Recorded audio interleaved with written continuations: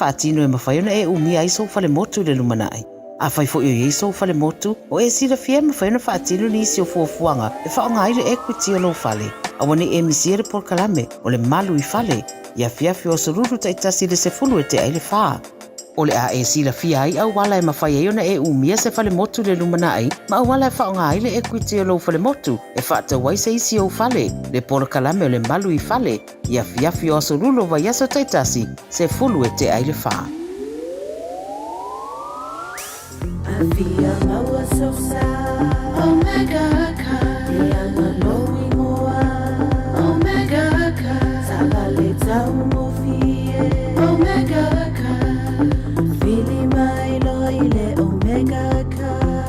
Omega Cars, lua selau Cavendish Drive I Manukau, po le telefoni o iwa lua fitu lima walu tasi lua. Susu mai Manukau ne Omega Cars, umalole keisi le Omega Cars. Matau te whaia ni fo aroi le aso lava e te fio mai ai I le Shine Dental, ai e ia inga whaapitoa. Matau te salia le Afterpay, Zip, Q Cards, whaapea Wins Quotes I le Shine Dental. E whaia fua whaatalanoanga ma le ACC I le Shine Dental. Le aise tongi mo whanau I le bao le se fululua I le se fuluwalu tusanga I le Shine Dental. Talanoa mai le tongi ino le whainga o nifo I whaonga ai le Zip, Smile Now, Pay Later. Le aise tului I le Shine Dental. A fio mai le 5 Great South Road, Manukau, pe bala au le lua fitu ono fafa. Lua fitu ono fafa mo le Shine Dental. Tasilima I Fatulu Amo Radio Samoa.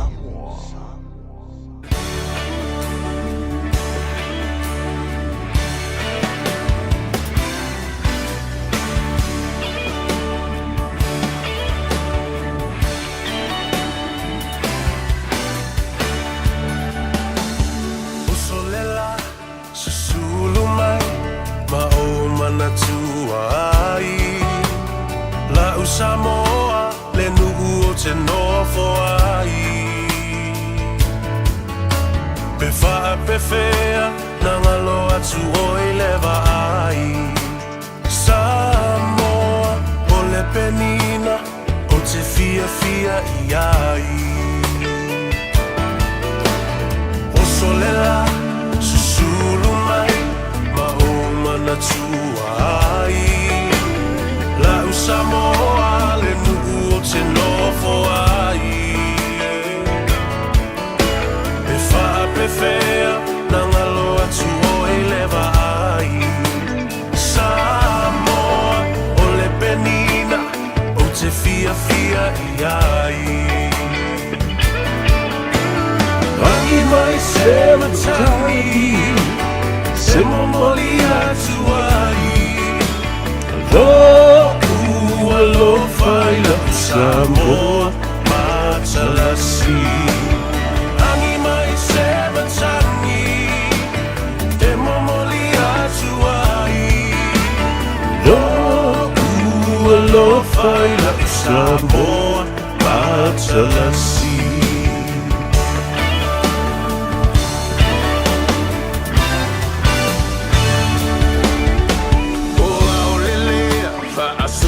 Solo la voy a la paolo Luna sami I la pena surungia ele masina Me fa a prefer Nangalo atu oea ita Samoa Ole penina ole vasa pacifica Tangi mai se matangi Se momoli atu ai Lo fai la Samoa matalasi Tangi mai se matangi Se momoli atu ai Lo fai la Samoa matalasi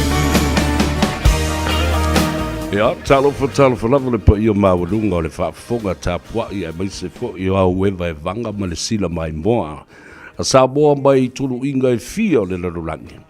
E ngata I diu sila nei wa avea mo tātou ai ngalo na lua le nei atunu. Ia e whapena fo i Samoa i lau whanua me ele o le tātou watunu pele. O loo mai moa ma tāpua i mai ai le whaamuli ana i o tātou matua. O tātou aiga ai mai se le whinga malo.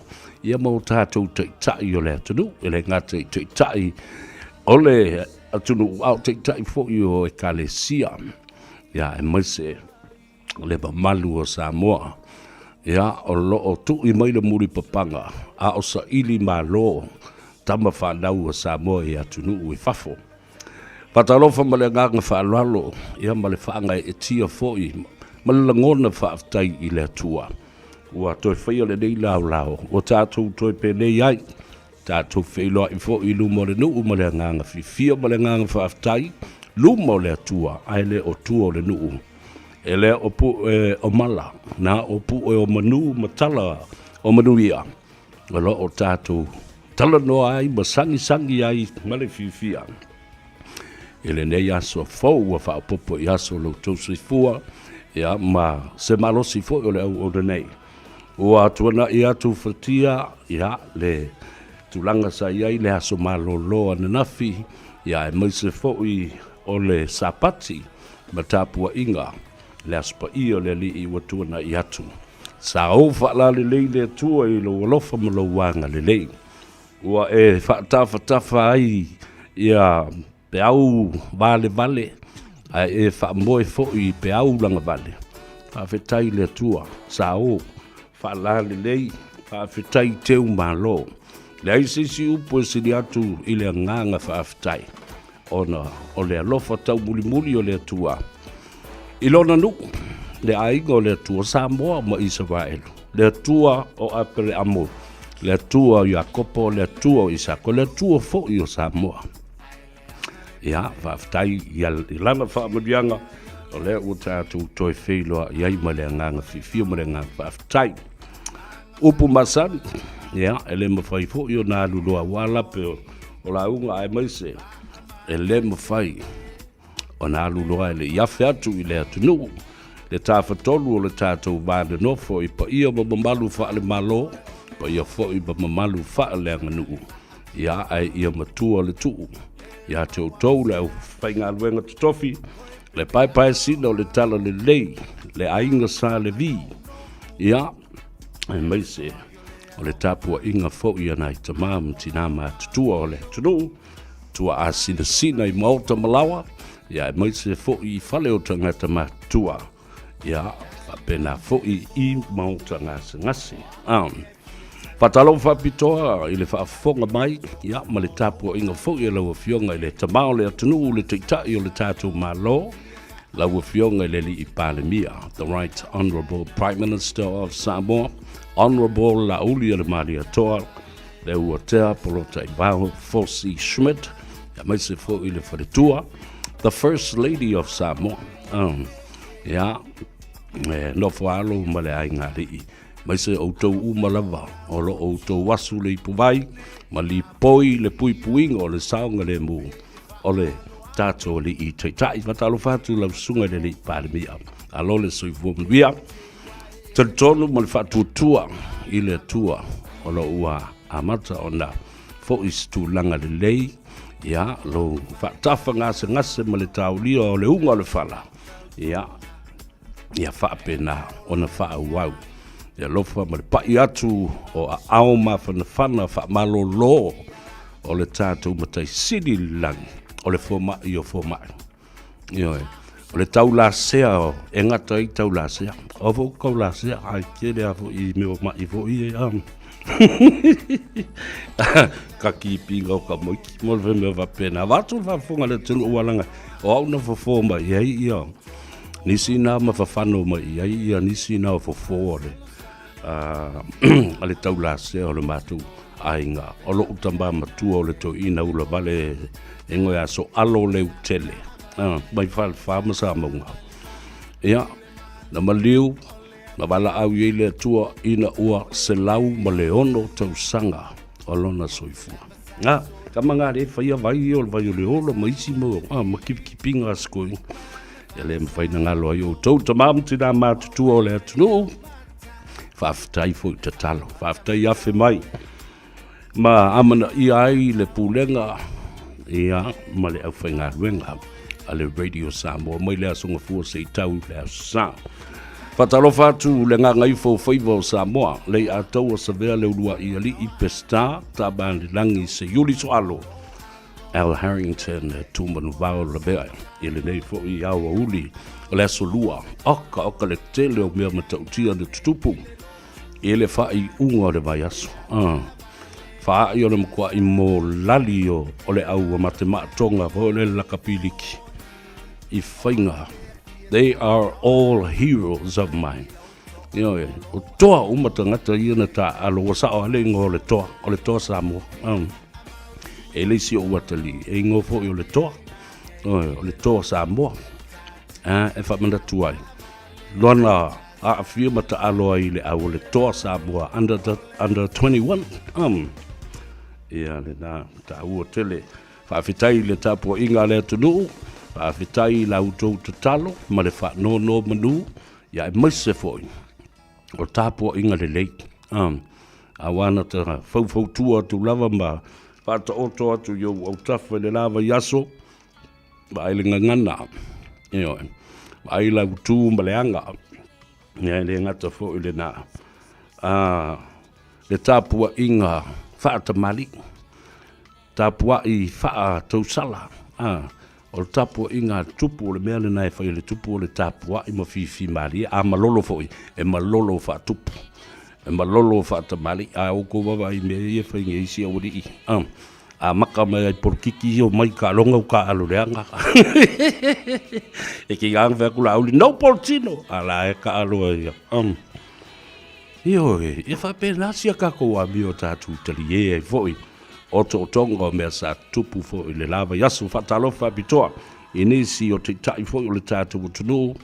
E le ngata i le fionga le li pārmia e tasi o le mea. Nau umana foi le tapu ma le whaka a le tātou kāpeneta. E le eisi e toi alu I whafu. Minsta uma. Ia minsta lango. O I lātou uma o tangata whai ngā ruenga ale mālo I le ofisa o tupe, ma le mata ngā ruenga o tupe. Nobody leaves the country again until the finance and the budget is passed. Lele I o le nā whato whala inga. A wafo I tātou te mana o mia uma to mai maanga waa ese o le au whai ngā ruenga. E lalalango I le whaurulunga o le mata ngā ruenga. Mai lātou e whaapitoa o lātou wanga waa. I le wha maupopo ina. Ma le tuu whaatasi o whainu mera. Sosoa de ila ia lea. I le minsta, ma le sui minsta. Si o lava. I le sui pāremia, ma le isi sui pāremia, ma le minsta o tupe. Ia whapena fo I le fionga, I le ri pāremia. Awa o te matua tali tonu. E umalole whanoi o ale fo mai mo le atu ia. Le fionga le li pāremia I tau le manga le whono lea o lo whaatino. Ia, tā ua tele. Ia, e whai a fo isi. Whaafeu o a mio tangata lai tonu ale. E le fau. Le lako a mio ale na e whai o le. Amata mai ale taita ili me le soli whono mo le tūso o lunga e le whangui. Toi titi ana o tau whaalongo la ia lea. Wa tuli I whafu e le whonga whitalai sesi o la wadi ia. Le wa amata ia sola ma le malo kene te sio. E o ko fai aku ngau langonga le lei al palau vale. Whamai se ake ia. Po ai lai whai le upulu na watu le whafonga mai le atunu. Wa o te fia tautalangia fo I le mata upulea. Langa no tautala hatu ai fo imba o whaasea ai fo imba. O so ilo fe e le lava I aso o tuna I atu. Upu a lea. Whamai, o upu o le maota ma le pāremele nei, e le ua, mamilia whaau. Pe o le mea fuelele, e te tango e tau wha pele, e le ai. Whamai, o upu ai ngata ai upu, e le milia, whaau, pe fuelele o le milbilinga, ma le fōinga, ma le milbilinga o le king o le pepe, E o tō whaafonga e. Whatever na o tō whaalongo ma tātou whaalongo ma whaafonga I upu. A o winga moni a upu nei. O le mea le mi ngaho. O le winga pa a. O upu pa a ma le mi ngao ma le wha alo. E leo ni upu nai whai tonu na mauta mawalunga o le atunu. O upu nai whai ile le tau loto I whale. Wa uma upu le anga ta I 5 ki kalamba le mbawhaka I se lau ki kalamba la foi o le tau loto I whale. Whai I to tonu o le tau wainga. Whai le tau nuku. E sao. Ia rena. E leo se maota le au mai ei ni winga mani upu pa a whapena. O I le maota le au mai ei le ngangana sili o na mao walunga. Ma whaalo alo. E le tala sua I fo I sesi I le tulanga lea. O tō whafongewa me o suanga. O suanga. O suanga pua. Ai le whai e tonu I le maota whono. Whaafetai I lau fionga le whongwhtelai. Ia le ala ua maua les. Les tangata leana tatu I le ea ma tatui o na lima I tonu o le mauta. Leana whai ei le whaatautonga. Le li leo li moki. Leana u whalonga tu nei wala munu ia. E alu ia I le whaatautanga ma le whaatua whala inga. Ale fionga I le whongwhtelai I se taimi. Say ia mai a ona pasia mo talo le tupe. This is the main focus right now is passing the budget and then other internal affairs of parliament. Yeah. So le kele o mea maari ka ki vavai. Ia le ngata fo I lai le na. Le na o tu fo I ai ma le whaase ai le fionga I le whongawhtelai. I upuna lafo fo ia tuila e pala tau I lana whaatal noanga ma leo ngali I le waloka nei Samoa. E waka awhiofi mai ngai Samoa whawhetai lau sunga le ia tau a whamsanga Samuel. Tau whai atu I le lava ia so a whawhonga mai lau sunga le ia tau a. Vai atu mamalu o le ainga le tai. O oio le to e tau sia le file moma o te tau le whaise mea I leo ngali I lea. Ina ia whaafifi le mua I ngutu o tangata ne. Nā ua atu I Samoa. Lai manatu o le lātali tā. E pupuni ai I la ua. O li mongi ma seilete. Ma tulepa. Aua, ne iai se tula fono ma se tu ainga pao e tu I le valea. No one is above the law. A whai la. O le nae ula I le matanga luenga. Ula I te tai o le atunu. Ia na fo la ua I le matanga luenga leo leo. Ia, whaafitai le tō wha ma le whautanga. Ina ia mulu ta ia. Ia le tū la fono. Ia, ma le whasi o ti tangata I ta mali anga o isi tangata. O ia au tautala I le mata o po. Tautala I le issue ma le tū la fono e mafua ai ona whaalelea upu alei a tau savea. Nanga lai sao. Online, on point, on song. Nena. Awai lo le leia. A o ina tala momoli le tofa o anga vaa o tangata ia. Sa tātou whina ua I nei. Le ua uma le whainga palota. O ile tofa le na ua fili e Samoa. Ia le tue tau whai atu. Ua fili le apa whanau, ma le sola whanau. Ua fili le tautua. Le loto maulalo, ma le loto alofa, ma le anga le lei, ma le whaalo alo I tangata. Ma lona amana ia o tangata. Oai, le tambalele na whai ia I tala la wori ia. Ele I uma se a onga mawalunga se universite, ma ieiso na whai longa. E lo ai whai se malo. Se ilonga le liule me oso mai ei le la mangoto iai. Pe to e fio whaalua mai fo Iesu whaato ai loa. O iai se mea whapena e tau songi iai le sunga lauli al mali ato le tofinga pale mia o Samoa. Wani, o aso nei, o tangata nei, nena la fo upu nei. Na o le nonofo matu I tino, ma viliti ngā o le loto. Ia, tātou te iloa le leia tula. E iloa I mata pe a mau I ini. Ia. E iloa I le lulu o le ulu I le ofo. Whamai le matua I ofo po le alea mea ua tupu. Le pomu ua pāwha pe. Le nā. Na pawala tala e vatu e, o tala sa sao i atu. E a vatu. Ia, ai ole meo le a fui. Ai tango e whaalili ma whaati ngā langono o le tangata. Ile ata. Wa le asa me le anga ile ata la tu ai ke akaloa ngai lo lola ia lea. Wa matua ti ngā le noto le tangata wa o le taulau la tu wha moe moe i mata upu na whawhau mal manatu e toe o mai e toe uuli malua ma kinga le ua le pawa.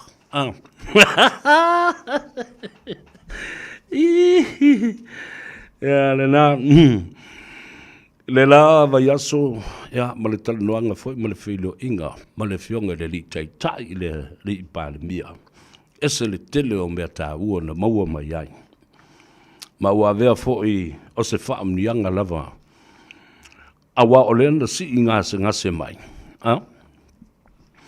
ai ele nofo ai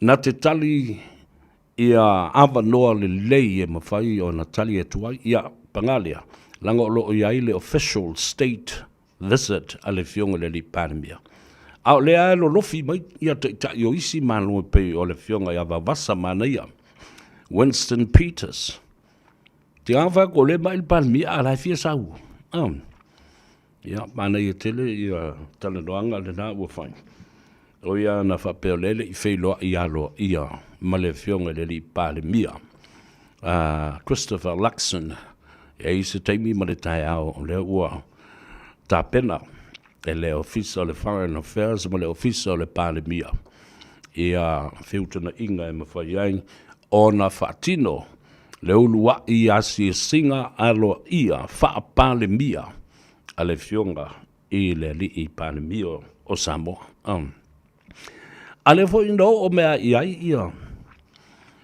ia ampasa ma swimming star le malo Israel o tō wawa ai amana ia e te tai o le malo o le atunu o le atua le malo Israel o le nu o le atua o le mawhai o na tau fiofi o fio o mai swimming star ma le ampasa o malanga mai e tala noa tala noanga le nā ma wawasa mana ia Winston Peters, Sir Winston Peters. O le siampini, o le tau taia, o upu whai o malo, o le malo nei o New Zealand. Ngai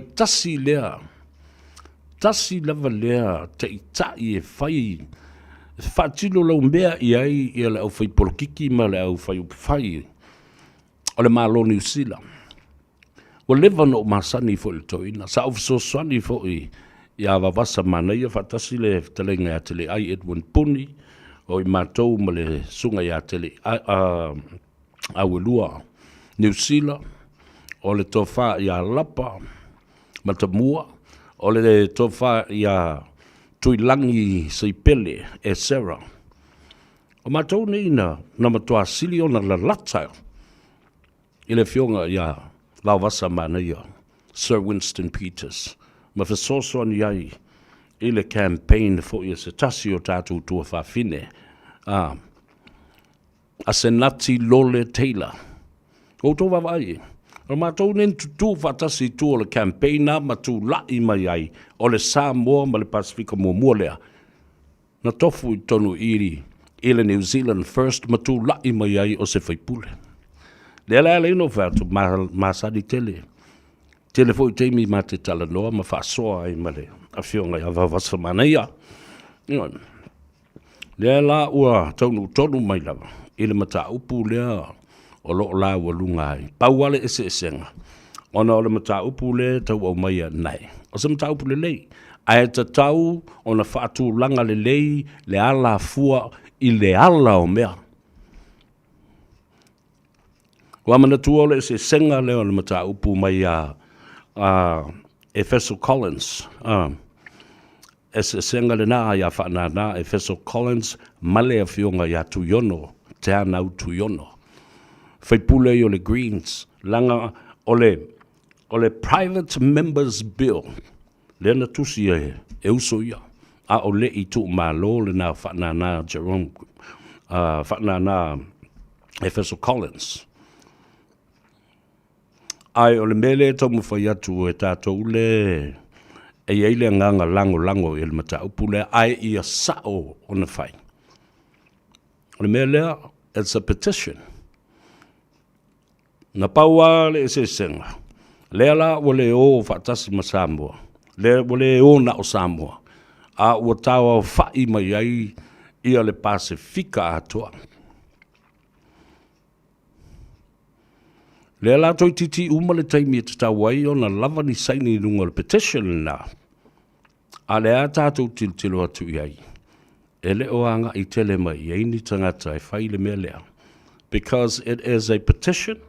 The other one was a private member's bill, and it was sponsored by these two members of parliament of the Green Party. Tātou te le mai loa po le ala le tūlanga o le au o iai. Pea o mai le taimi wha muta ai, ma le taimi wha tāpula e watua ini saini se tolu se lau wafi. Nā ele o minoi awhiti, la tau ele o minoi fo I tonga. Na o Samoa le fōringa mai. O le tau wina le taua. Ai taua Samoa le taua. Ai manuia umai maisi tangata Pasifika. Ia peo le nganga le nā.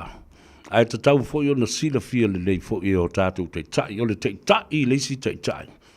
Government to government negotiations on these particular issues because o tātou e te le I o le awala e mwhai e o na tātou whetaui and the diplomatic level. I say, leanga I ei le tātou whenga inga nao tātou wai whai le whenga inga I le vāo tātou ma le mālo New Zealand. O le mata upu foi lea na sau noa I fia me. Whapea o le tō whale na I o tātou mātua ma o tātou te tai na whausia le whaavao Samoa au le I tūtō tas. Ina ia tātou wō lava tātou ia e whai ma whaulo tātou mālo. Ia tau, o te le tali e ina. Ai sea. O le tātou te whi nau atu I mea na whai ia I tātou. Ai tātou te le I tūtō tas. That is the compensation of the slavery and whatever went on, including denying us our rights. Ile te ina o tātou wa ia te tau. A whailau a meile mata upu. A wau tātou o kolone a Peletania le malo tele. Ai nā lana mafua na luatu New Zealand ai tātou, ona o le lata mai le Pasifika e mamaui I vasa e fia afe. Ia le malo tele o Peletania. Ai otu la wali ia, so na whai tātou. E le whapela, o le compensation lena mai. I le whinanga lea na whai nei. O I lātou na soifu mai le awhiv se lau luas fu ma whasi o le asumomo I anuari awhiv se lau whas fu ma le iwa. O le totongi le nā, o mea na whai a I tātou. I le whaapolonga ino I tātou, o le whaao o tātou ele, o le whaia o tū la whono, e le tu sa ai ma le soifua le lei o tangata ma lātou wā I a te tau. Ia, ma le whaao o nisi o mea sida, a le atunu. O tātou ele, o tātou tū manga, o le saua ina o tātou tangata. Ai e mai fōleata, le whinau ngā lo ia lena e George Barton. Oi tātou uma mai lātou o nai o tātou mātua na soifua lai le vaitau lea na pūlea ai I tātou e Peletania. We are not New Zealand subjects, we are British subjects. O tātou o tangata nuu o le malo tele o Peletania. Ia. Nea la le nā. Nea la ina whai atu le tala. Le tātou toi fo'i le tātou Treaty of Friendship, lena sai nia ia au kuso le awhiv se lau, ono sfulu male lua. Whaato a lua masina talu ran tātou tūtō tas. Ia. Whinaunga la le nā, ne au te whai atu ai nei. On the diplomatic level of government to government, o ina e taun ta otoai. Ai le whapea. Ona o le manatu lea na mai e le fionga le sa whapito. O le almela tātou to e o ai. E lango le citizen i New Zealand. A o le ana tātou fia tūto tasi ma tātou o ese mai. These are opportunities. These are terms of being compensated for the wrong that they did to us. Nā lale me le a fio mai ai. Fio mai ai na o se sauninga lotu sa o te tai le sauninga lotu le na. E whawhonga le tunu mai moi me fia se lau mo le fia e whai. Ai le whape o whiau watu. Ai e vai ei le wha moe ma whaano noa i le loto. O leo o tau nuu mai i New Zealand. Ua whawhonga. Ua ala langa Samoa ma le tā whatolu. Ma nisi o lea tunu u sa lātou la langa. Sa lātou la lango. Ese a lātou pito la au. E tau nuu mai. Ua tā pena le whainga lotu. O le lotu whawhetai. Ua tuu ina mai. Ua pasia whaatolu. Third reading and final reading. In the House, at the Beehive, the Parliament of New Zealand, we were all there. Ua tuli matu. O mai foi la le tengi le nei, e le ese statutory limitation o lea tu la fono ua pipi i le whawai o New Zealand. E le ai, sona wha tapu la aina o se taimi. Ta ua tele le mea lea i le whaalongolongo ma marama lama lei ai. Au toi nofo nei mo toi mawhau iai. Le tiwa malo a le tau fo no ale fionga le alo lii ia fpule ai. Semi fpule ai. That has the history of the youngest ever member of parliament in Samoa during his tenure as a member of parliament. Aina o whaalongo fo i ai. Na tāo fia ai ma le konsula, whaatasi ai ma le hai komisi mai na loa i Wellington. Awane i alu sesi. I le tāpua inga. Whaafetai i le atua. Na iai uma i nā. Ma whai pule uma. Maua le to sful ma le to lua o whai pule. Ele ngato le Green o le Labour New Zealand First. Patia maoli. Ioi. Nau atu uma. E ulu whao ma ulu fale. Ile malu o le kalesia so fitu. E taita inga sito ina. Alai moana papu. Willy papu. Ai mo musu o eo mai. Yo tau se sila la i to inga mea. E tambo mo e tama whanau Samoa. E fe sulu solo ulu le tau mo whainga. O se awala i la lango mai, le support, ma le lango mai. Ai e o tātou tai. E le i la lango i ai nā taimi. Te le lope mafua i sea. It is a very poor excuse saying that why? This is the Constitution and what our parents fought for is to segregate and separate us from New Zealand and Britain. Leadership as governments of those days.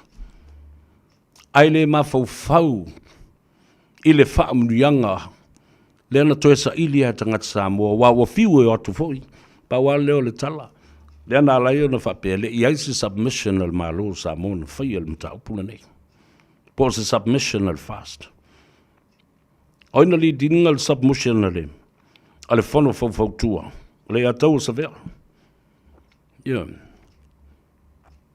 le whono a te tai o malo le Pasifika tele ai Edwin Puni fatasi ai manisi o le tupulanga televou sai ai Ai le la lango mai o whawhengainga. O le mawhitanga so whaatasi o whaiwhi au Samoa e au kinani nei. Le tawhatolu le nā. Wa tutu whaatasi Samoa. Tutu ma le kalesia. Lango mai le fionga ia palusa lua e whaapo le lua. Po le fionga le malu ma lona ofisama. Lona au wā. E malosi. E malosi. O le konsula o le malo le nā. O tangata lau tele, o le atunuu le fono fau le nā. Le kalesia, mafutanga le nā whaiwhea. Mea le nā na manui ai mea ia. Ai tā te whaanoa noa.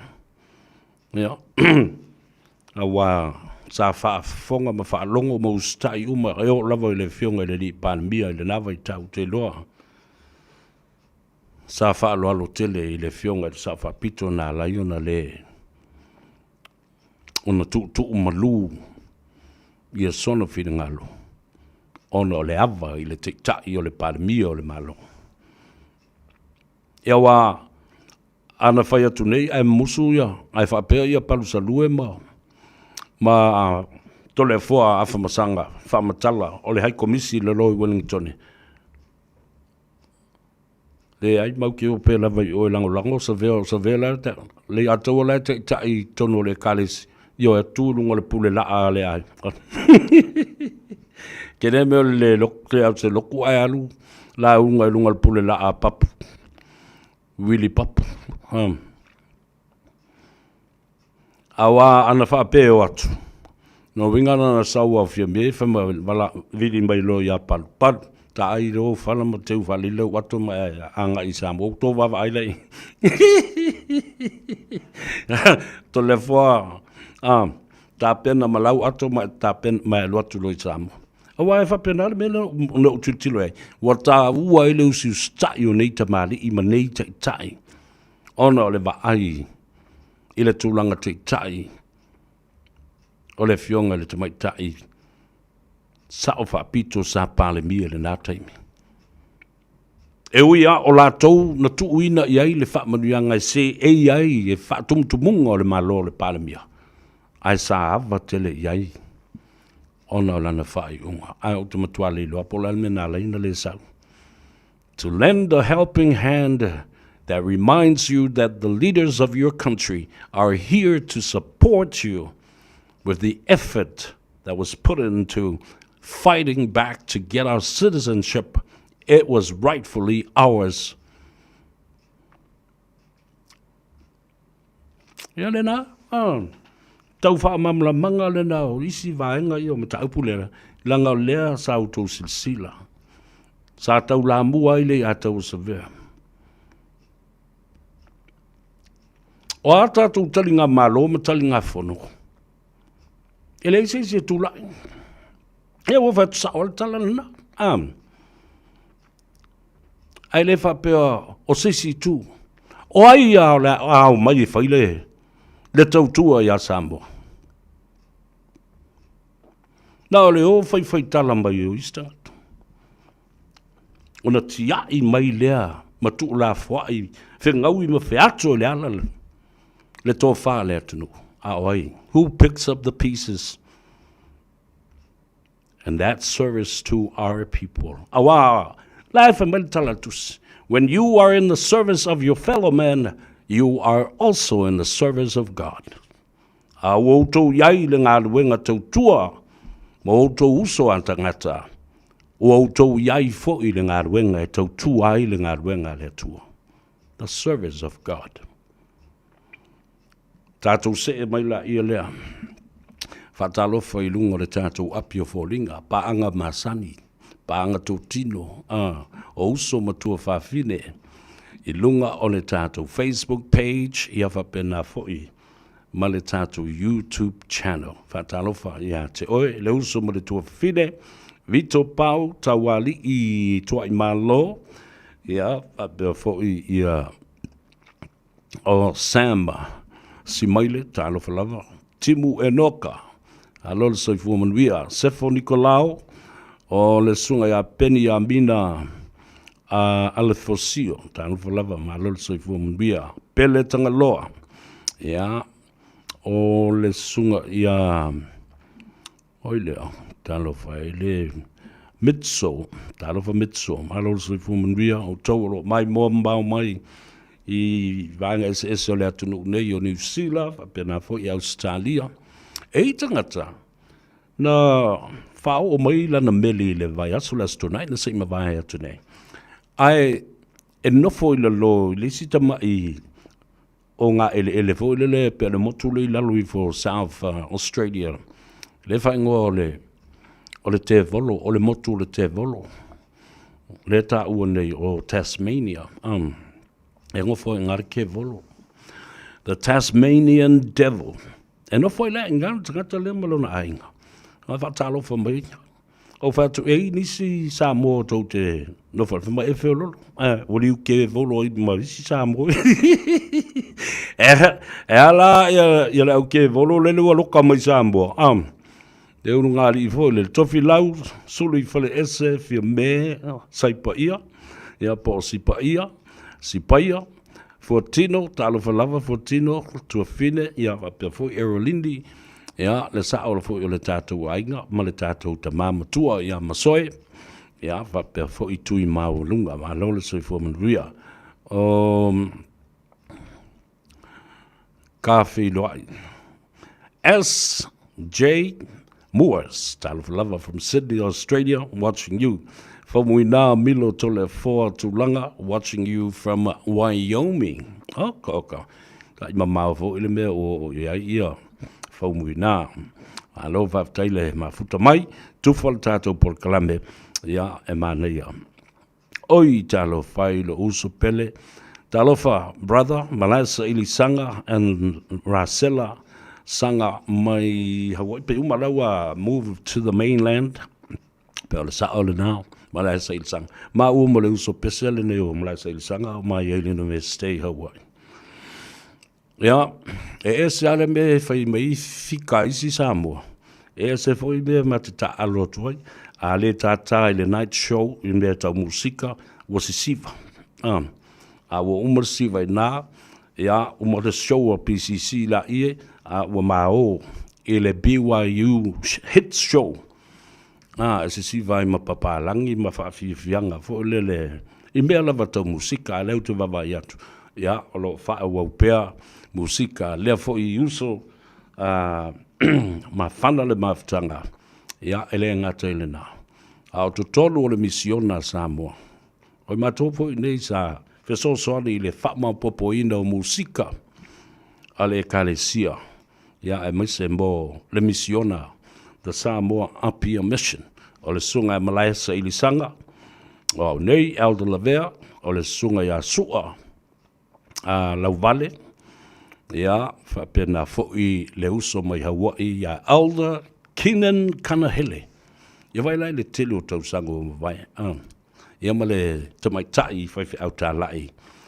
Traveling Sisters, Sister Dawn Maumasi, mai muli whanua.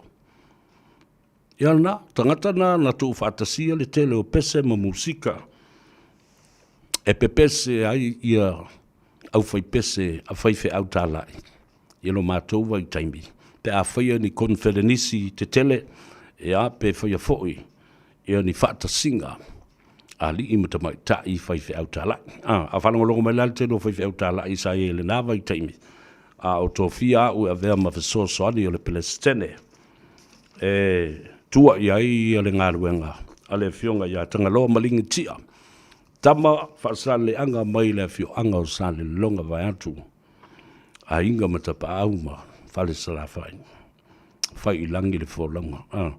Ia o toi whawhanu uma mai ai, langona, mo teimi, o le talavou, ma o e whai le ngāruenga le atua. A leo te whai atu nei lau tala. I le tele o le sona tā ua na o ina mai le nā lua tau sanga. A little slice of your time and days of 12 to 24 months to serve the Lord. Le nā lua tau sanga le alu e whaile ngā luenga le atua. Tele whamrianga, ma tele fo'i tau i le lei e whaia e le atua. I lau lava o langa. A whainga e whamaongia i le whainga o lau ngalwe. E nai te roi oi. A vai sa e sopo tua oi mai ka whao solo i fo o isi mea ma e ai ngi oi ma ka maki fo le ngu. A ia ngā ki roi e me ki oi. Ia e whamalo atu i nisi o i tātou sa tu i natu le taimi fo i whatau waai o le nā mea i luma o le sila whanga le atua. Le lua tau sanga e te aluai. Ai ong e tele manu anu wai. Le anga le lei o le atua. E li lingi mai. Ia i tātou. Ia vai nawa i tau. I le tau. E te alu ese ma le nuu lea. Lea sa e tā la i. Wa si ampini i upu uma le nuu le nei. Ia. Wai lo le lei fetu pupula ma matai tā ua. O li sili. O le a le. Whālu penga ma tau langi uma le nuu le nei. Wai lo le lei uma mena.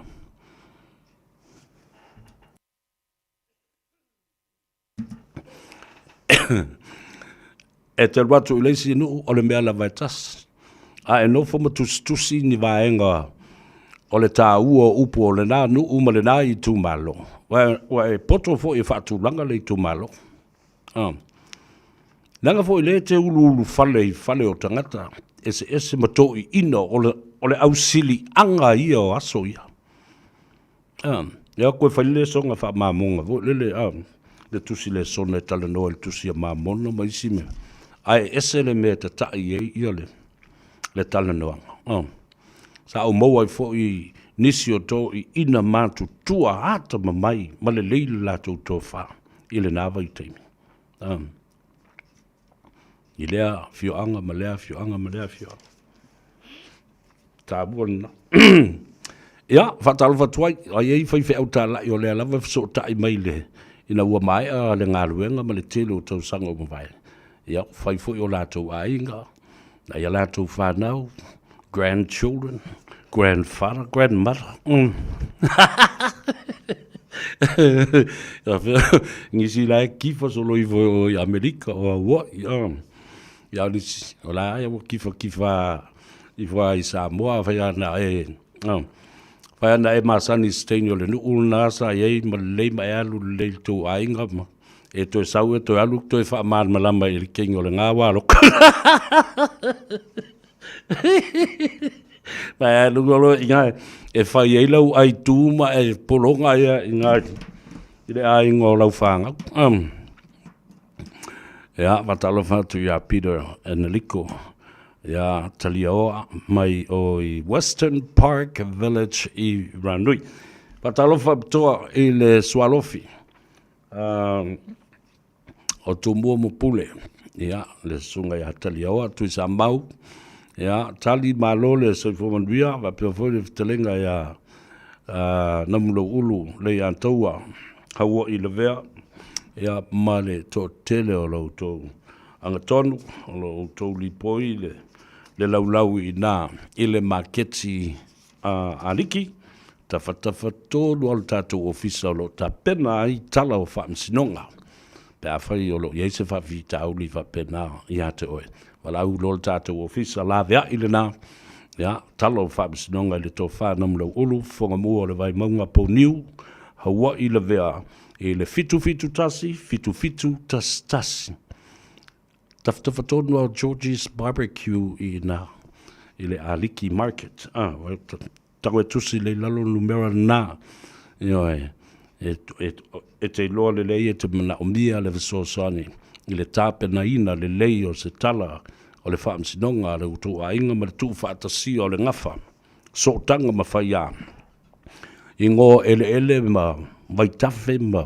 Pe umai nā meo vavau tala ngatao le atunu patino i ate oe. Lo o tō langi soifua. Wala au numera knife so sani ane.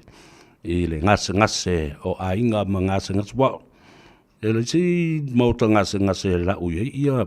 Ia pēo ina ngase ainga. O le tangata ma ia avel whare ma. I mo tōtua. A o ngase o ainga ia. E whea ngai ma le whaamsinonga. Whanua ma swafa. le whare mai le nā o ngase o Samoa. O nau o mai leo la utele noa e le mata upule nā ua wha maloloa i nei ia le whionga le di whaipule. Loas fulu wha i tū la o le no winga tasi le aso atoa ina ua manino le lei ma wha maonia ma ua ioe fo iai le di whaipule. Ia sola ma le malo lo au keneti sio i sio na fo isasi i le whaonga ino se upu.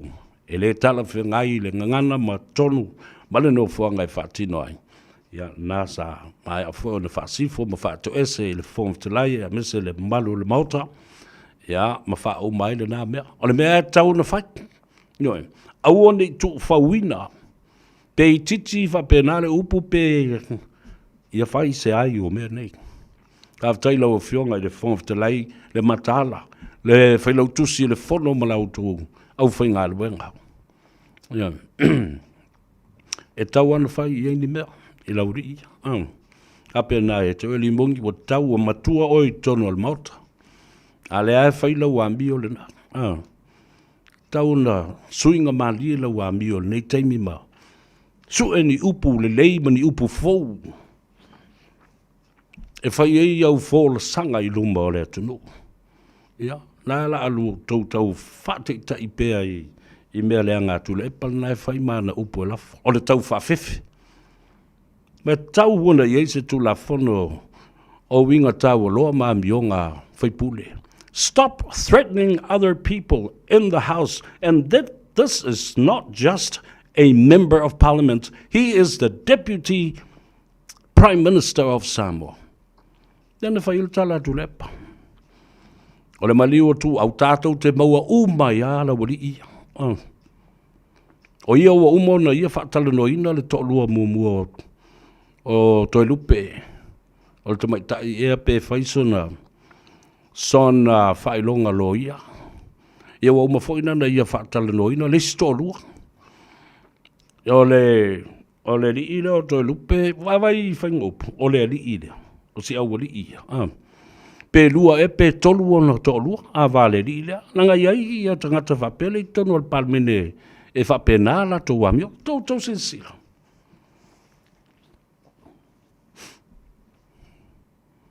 Ua whai le upu. A ta uloa la le whaipule. Au le sui pale mia lea lo le lafo ia ia lua e pe tolu, pe whao na to lua. O se la fonga le ma fau fau. Ma se la fonga e le ma lie. Ioe. Ua whaolo a tau ai. Le vano nofo le fionga. I le sui pale mia. Malona fale tua e to tasi pia fai. A lea la. Ua la lau I le muri lua, muri tolu, muri whao le fionga e le sui panemia. E le i le whalongo.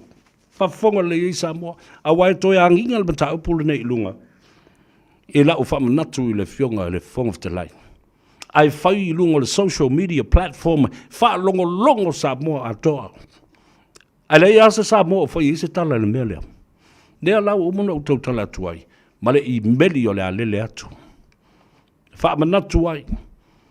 E le te tau ona o ni whamatalanga, a seisi tangata sa avea ma te tai o le atunu o mo le fast full tausanga, luas full mon tupu tausanga o avea ma palemia. A lala se tala, a le to ina lepe a whai atu e sisi tala e winga I sona atali I. Ai tau leanga ina malau I luma e muri lua pe tolu voi pe wha a wā sona atali. Olo o tu I batangi olo ise tu langa tā ua ma se tofinga tā ua le atunu. How does he feel?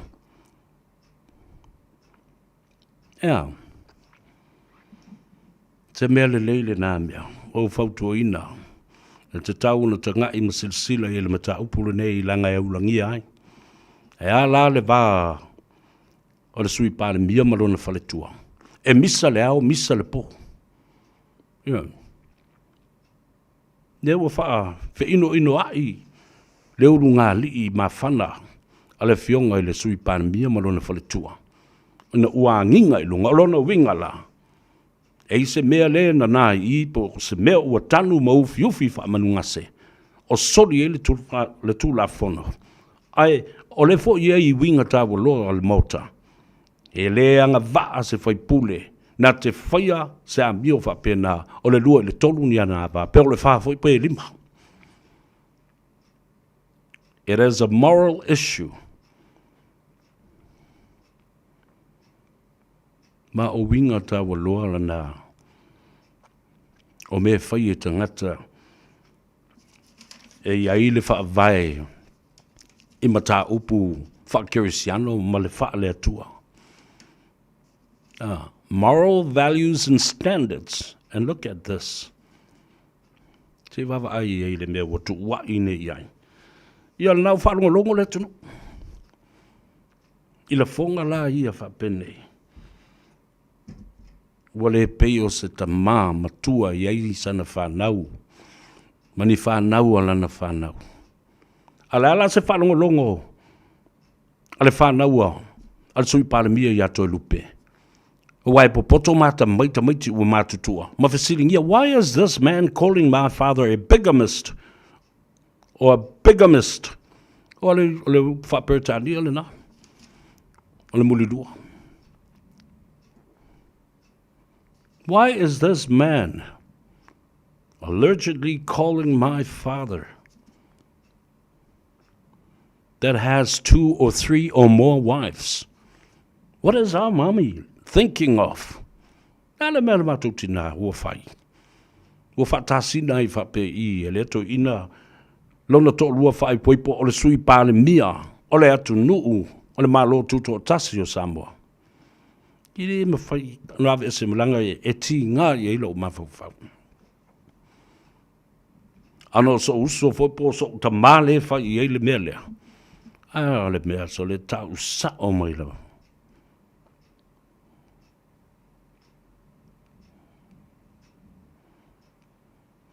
Ja, whanunwanga na. Ele taunu umai o le swimming star mo le ampasa o Israelu ma whatalanoa na fo I nisi o mata upu ma asi le tātou palembia le vai asu na te ma vai atu nei. Na whata oto mai eise whaamnianga Israelu mo tātou tangata. Ona o te lorele. O le fatu atoa o la auli. Le fionga I le li panemia.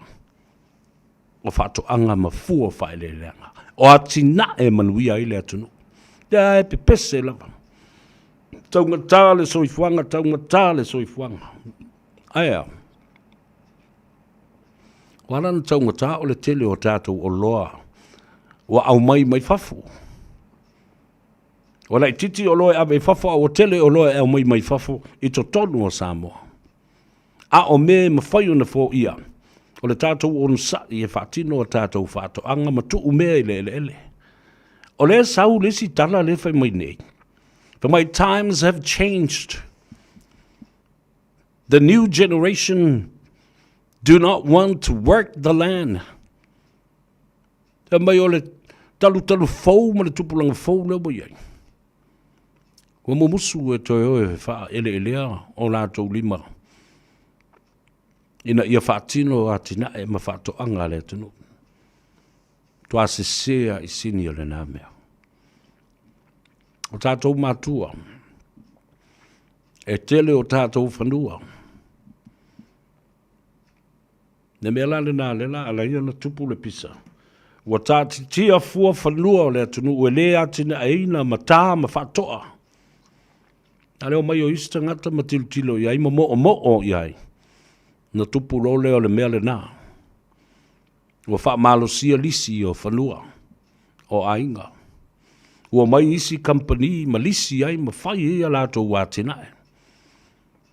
A o le moa whaingo fio na whawhanga. La le whaataumu ta mai moa fore. Kama io ia whapea ofiso o whatoanga. Ia whapea na fo I iatina e moa nae whai a Frankie lato. Na e whaatau ia lato ta mai moa. Aven iau ta mai moa se lua se fudu. Tolu a masina e tō fua ia umo. Ave mangi au kama I puaanga mangi kama I whanga whawe ave kausi wha lemba. Te leo atina e mawhai o na whatino. Ai o tātou sa ile alofanga. We are looking for excuses after excuses to show that we're not going to do anything about it. But it is very simple. Ese le whaingo fia. Lea la wea aluatu loa fo imale poloketi lea. Tesi ma le valu miliona leo lo tutoe whaso atu ato lo le 5 miliona le 5 tausanga. I to tonu o le valu masina lea tutoe. O le tausanga wha le tupe. O na whato atato se e lola ia lea. I le 2 miliona o le lua afe luono. Au le whi le pisa nei, naona o tango e tala mali atu whapena ia mata upo le fono. They are so desperate to get the money and let's roll on with the program and the project of the $1 million project. But before, le taimi mua, whaaleanga le poloketi. Ele uma lo tala ma pisa tua I le mele nei. Wale o whaafonga mai le fionga le li pāremia. O le anava tau o le pepe a le whaatua I le atua Samoa tas. Mai le tatau fo I la ona tu la fwa I ma tu fau in tata ese ele I fia le poloketi lea. O I trui fai pule o le tapipi tipi motu. Aua nei toi whaatak whoroina seisi. I le whono whaavaea ai tu malo ia tu lai mai ei tangata nei. A project by the fast government, it should be led and be in control absolutely by fast members. Eh? Ne ala o vai atu abata na liu ia le patu o le palmia. Fatasi ai ma le minsta o lo o taʻitaʻia le mea lena. Aua nei toe tuʻufaua I ai se mea. Aua foʻi nei toe tuʻulafoaʻi ai ni mea e fai I lauria. Ne vaai la le feika o lauria kae o le fongo mai. Tangata la le saua nei le manatu ma mafaufunga ia. Yes. Aua foʻi a lofa I le malo ma lofa I le poloketi a tangata. Ele ke ia nisi o tau o whaipule ia le tapipi. Ana o mono tau whtangisi tono le maota. Wa mole tu mai seisi a vanoa. Malau tau whaatua tuanga. E fia le pawa, le lima. Le malo si anga. E a vei ma teita I whono e whaia le tonu o tupe le whono whawai. Tau le la me I lunga le 2 million.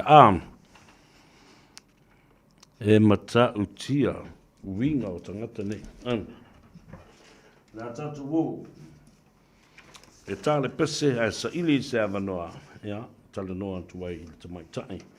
O ati mai le tātou whale ta vale le Henderson Cars, ia, a wā fōi se tautua o lo o wha wau pēr, a le te maitai o ati ia ma le lātou au whainga luenga.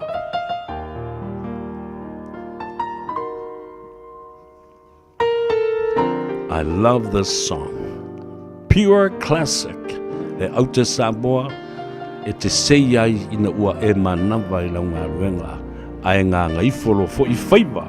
O le malo Samoa I so se tafa o le la run. Wasili lo matawafie. Le auta Samoa, matala mai le asolafie.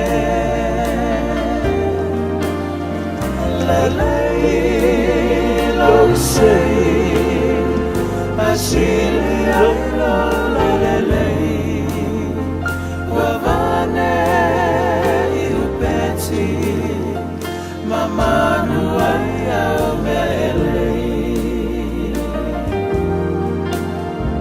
Le ate Samoa, manaya tele ile vai. Samoa, walanu ese mai. Le fuma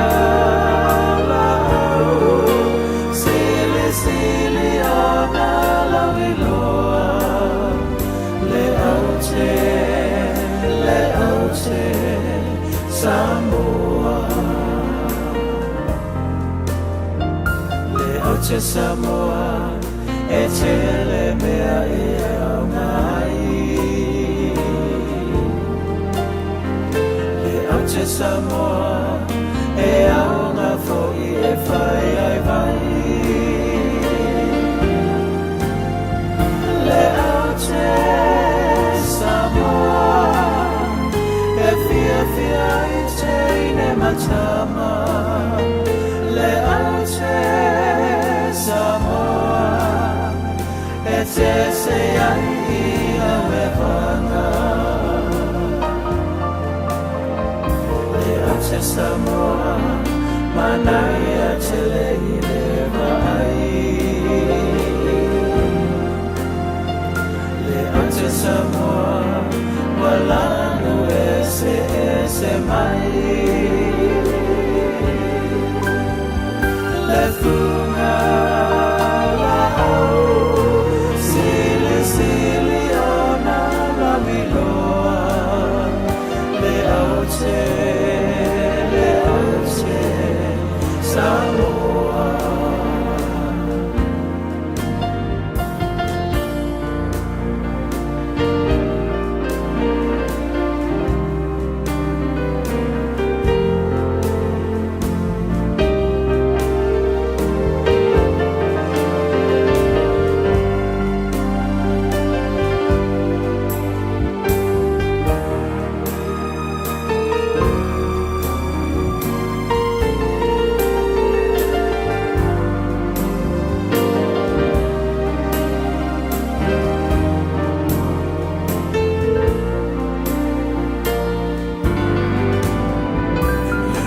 Samoa wasili loma tamofie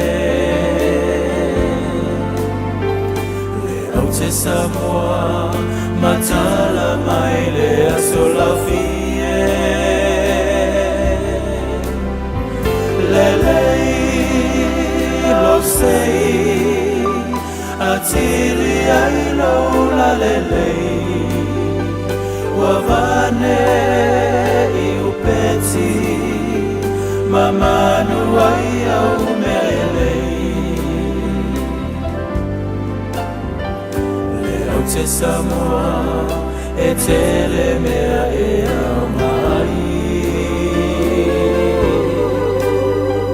le au te Samoa e au ngā fo'i e whai ai vai le au te Samoa e fia I te ine matama le au te Samoa e te se ai I a wewanga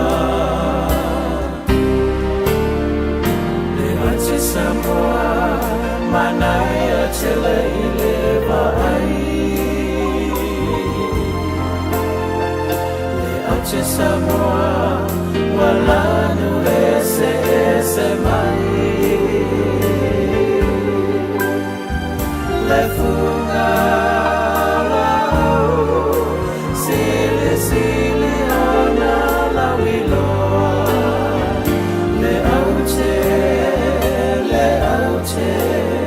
Samoa le au te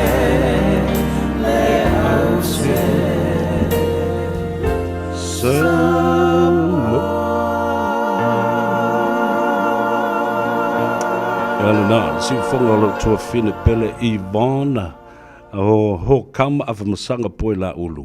Ya maleuso ya ai ono ken ai ono le Pacifica. La tufa ili le na ya mana yo musika toe la langa mai ai ya mamana tu ai mea sa e kami solo I foi la ro konga fa I mo konga ngiu sa mo so ai solo mo kuri solo mo ai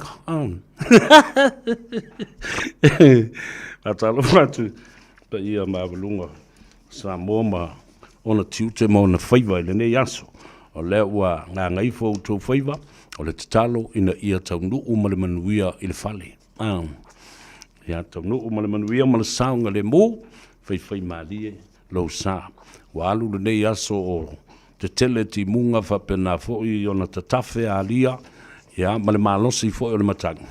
O kui whawhule, kui kia le lea I lea le makangi, so le ta whiwhi. Whasisilantu le paia mawalunga. O le mamalu o le atunu I tupu mai e whale tua matausi ia na whili tānganga I ai Samoa I le awhiawhia nafi, I le taiawa na nafi, I le maota o Samoa.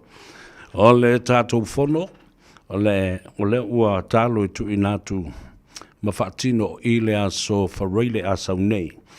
Ua le whaataunu ina I le aso a taiawa, whaamulmula se ilongo ifo ia na I o tātou uso nei le sunga ia papali I lafu peo, le sunga ia Reverend Tole Afoa Tupai Lavea, le tofa ia Asiata Atinae, o le sunga ia Laifono To'o, o unei le atou severe, o le sunga ia le malu mene, o le fionga ia tofilangu Ted Stanley, o le sunga ia Asiata Pio Vauliko, o le tamaitai ia le asi polota I vao, o le sunga ia fata fia papalangi, o le sunga ia tusani le fai ao ta failangi, o le sunga ia sua tolu maanave misi luki sua, ia whapea foi le fionga ia tui salenga loli me sepa. O le tātou whelo inga na tu e whai I le aso a tai au I le McDonald Conference Room, ua le avanoa ma ua tui nā tuai.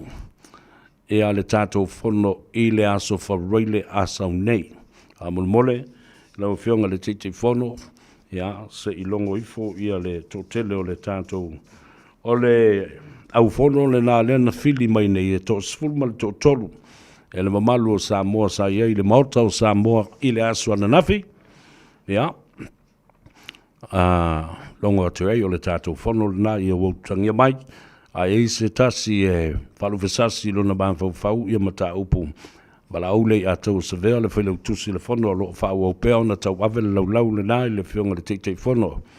Ia tofi lau Ted Stanley, ma le whailau tusi le whono le a taua sevea le ulua I ali I pesta. O lua tasi, lua iwa wha, fitu iwa lua fitu. O lua tasi, lua iwa wha, fitu iwa lua fitu. Le numera le na ale a tau e te wala au mai ai, pēr whai le o manino le lei oe I le whaasilsilanga le nei. Ora, ofo ina mai lea, e le malo Israelu, wawai I le sa ilinga malo le fionga le li parimia. E si ngase mai ma sa ili matangi, ai fo I ma le oso, e matautia. Le sau molia na momoli mai I ai, e le swimming star o mta upu whawau malo, ia ma le ampasa o Israelu, I le fionga I le rii. Pāle mia. Lua se fulu ava noa skolsipi mo Samoa. Nisi o tama mateine o le atunuu. E fia wha mautuina. No lato to mai maanga waa I mea tau wha atoanga. O ati na e o le ele ele. Ia waila I 20 scholarships from Israel, a university that specializes in farming. Ia mana tua o isa la e rua le toafa. Le toafa le bea, o le one le mea. But their water irrigation system is none other than the best in the world. Ai umana wha malu le ele ma le one. I whainga Israelu. Ai toto ai so o se fuala au ina. I le ala uofo ina mai I le tātou li panemia. Ta wala mai ai ia le fesoasoani le nei whaatupe ubala wa Israelu. Le mea no fuai le tutongino le aonga o tau mafa ma isi mau mea. Nā o le pāsese a ti e atuai le tama. Wa sau no fuai la le fionga I le li panemia I le mātalanoanga nai le astonai. O le a ave le sefulu skolsipi I le motu I pule ono I sala fai. Ave le si sefulu skolsipi I le motu o tumua I upolu. Ona fili mai lea. o skolsipi nei mai tonu o fono whawaya I tu malo. Mana ia. E la nisi o lo o onga le taimile nei I ala fua, e nisi o lo o onga fo I a vele, ia wa o le mea lau tūra mei nei. O a vele. Sa whapitoa lo no to mai, maanga vao I la tau e o mai e whai a ongai, e a o ina le mata upu, o la fumanu ma whai ngā Faiva whapea fo I le ngau ina o le wao matua ma whatoanga. A le mea lau I taimile nei. Wale o toi eise me whapena, wale o toi o ina le whatino ina ni whatoanga mani atina. Ai o tala noa, I le sailinga o le whailonga fo maimal me o le whailonga lo ia ma isi whailonga. Ma me ie tau na tau apprenticeships, local skills, and farming skills. Tau alo mo skolsipi ta imania nei ava no le lei ia le nala e fo I le fionga I le palemia e alu male ato o tumu motele le oso male saumolia e momoli o life atel tali mai le atunu kai manga I kele ngai mea nei ava no le lei ana tatoi tala vouta te alu I le skolsipi Tuka sau faisaka sakalafu asinki. Wa e aingal mena le asinki.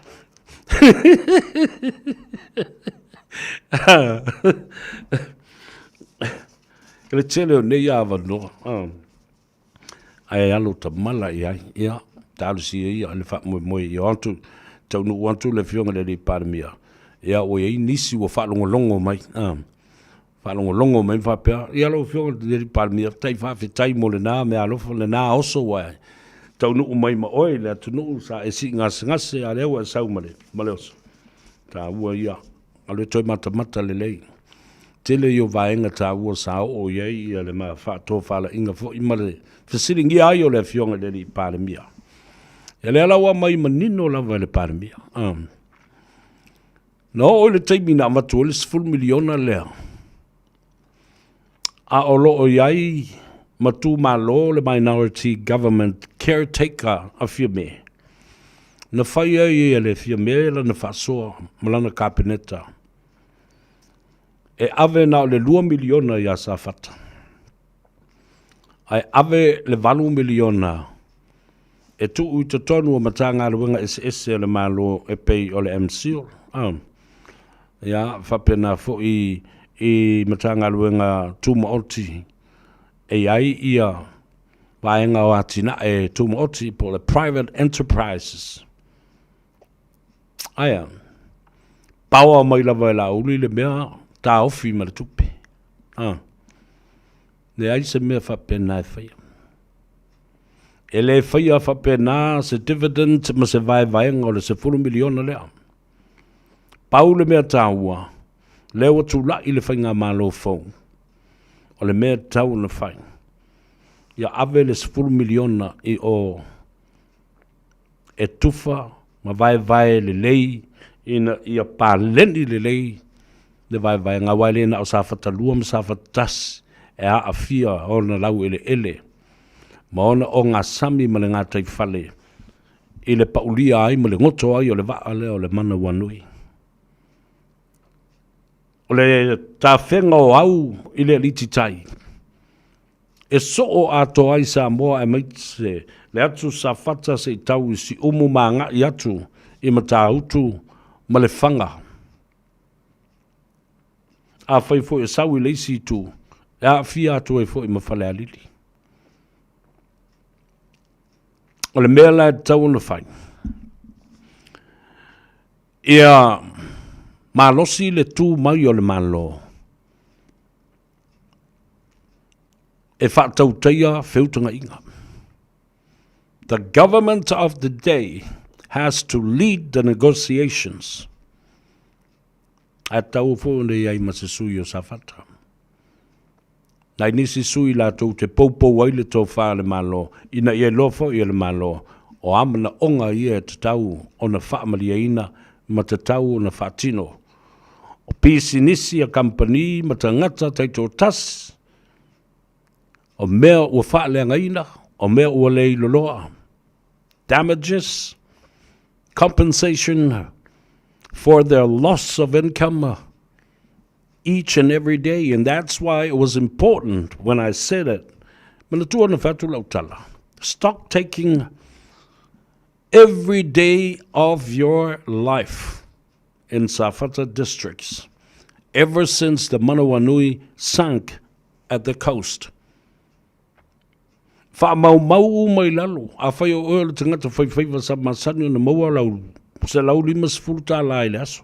Aso uba nao le vai aso. Le sa e whangutai se i wangana, ono aso le vai aso, se i wangana leo sa na arue le lotu. A whai lai awa se lau limas fulu e sa masani na maua le aso, whaatele se lau limas fulu le na. I le ono aso. Whai tau whala i lea, le ale umi o le masina lea. Ma le umi lea na whaatalitali ai nei, le mata upu. A o le mata upu fo i leo le whale anga ina o le ngata i whale. I le si lima se furu wanga i se lau tau sanga o lumanai. The argument continues because the monitoring of the changes in the deep sea water, the oil spill, the life and habitats of the fish and shellfish. No fuanga sa no fuai le amu ai maise o fingota o le sami maia. O le tau mo whainga lea ina ia tau la mua le malo I whinunga nei. Because it's now a government to government. O le mata upo o leisi malo I leisi malo. A olo na whaatulanga mea tō tino al malo. Ma le ai ata tau o le malo. E le ai loa se isi tangata. Na te toi whina wina le mata upo le na. Le ngata I whale from the foreshore to the seabed, government property. From the foreshore to the seabed, mai I le afu su e le tai se I tau, I le aliti tai, o mea tō tino na le malo. A le wha ngai tangata.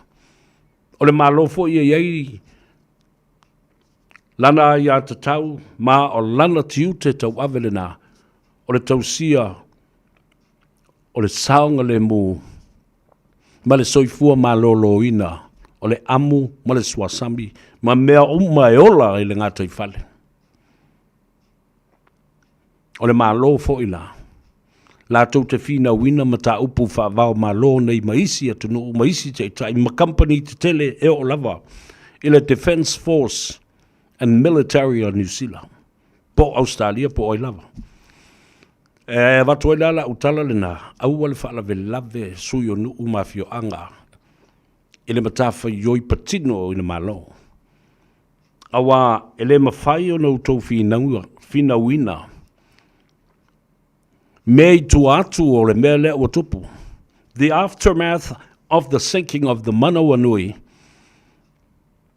and the damage that will occur from one generation to the other generation, mai lea ngā tupulanga se I oo I tupulanga alua. So you're looking at $100 million per generation. The monitoring system, the cleaning and clearing, all of that. E te tau, o na tuu te tono le trust fund al malo, e whaaso soa mai ai. Le tapena ina, le mata tu ina, le whaamama ina, ma le siaki ina. O loto I whale umaia. E le titi. Te lele ngā luenga. Ai ale lei fo I na whai. E whaatuputupula ia I lava le lei o le tamau ainga. Ai whai tia le a fianga. O le loto I whale ai maise o le tala whatai. Ma o ngā sami e ola mai ai ia le tōtele o le mamalu o le atunu ue no foia lea I tū malo. Ia ele nau sāwhatatasi po sāwhatalua. Sāwhatatasi e iwa ia nuu I le I tū malo. Sāwhatalua tō titi fo iwa pese furu. Ai aloa isi nu na isi umu matafitu alama. Awal melen tulai mai nei. E tangata no ala tau faile la tau pule le mea. Fai a tangata ia la tau veutanga inga I compensation. Moa malisa lau 5 wafi. Alu tolua I ata fito ala. Ne whafsanga I male mea. That lies adjacently to where the Manawanui sank. Ia, o le mea lana nai te tau ona. Awana I whetotoa I le tuwhaina o le tupele ma le mele. Ia tasi, ma ia au tasi fina ngalo I se malienga. E loa ai, o le mea lea o lo ave iei le whamumua. Ave iei le whataua, e fia le mea whai ai. Awa whaine iei le mea le tangata mana o tele. Ia ma le pāleni iei ma le fair and square le tātou tufa. Le tātou tufa. Ia kako fuki ulu ai whaila ia lea ma. Ma wheo I kako lima ma upu maaso ao le awhai. Awai le se tala se le vena na. Ai tau te pisa loa. Man ma lola ia leo New Zealand ma le Defence Force New Zealand. Mai tu ua I pela ia le la ua misa. E te tau, we should be one in heart, one in mind, and one say. Let's stand together. Ia, ma tātou ngā lua whātasi e lewa enga. La tātou ua tāle pese. Se I toi sia ki tasi le tātou tua whawhine. Ia, ati, ia, po o maua lea manoa e mawhai e ona tātou. Tala noa ma whaasoa I le nātou tautua ale Henderson Cars.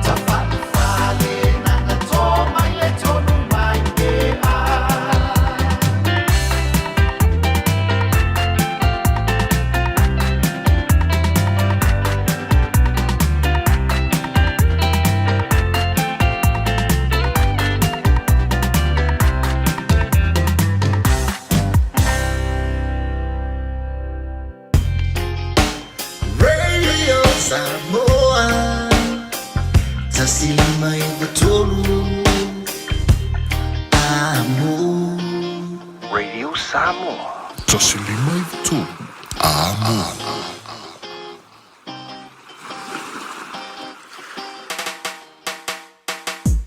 Ai se soia le tafa aleanga Lele wangu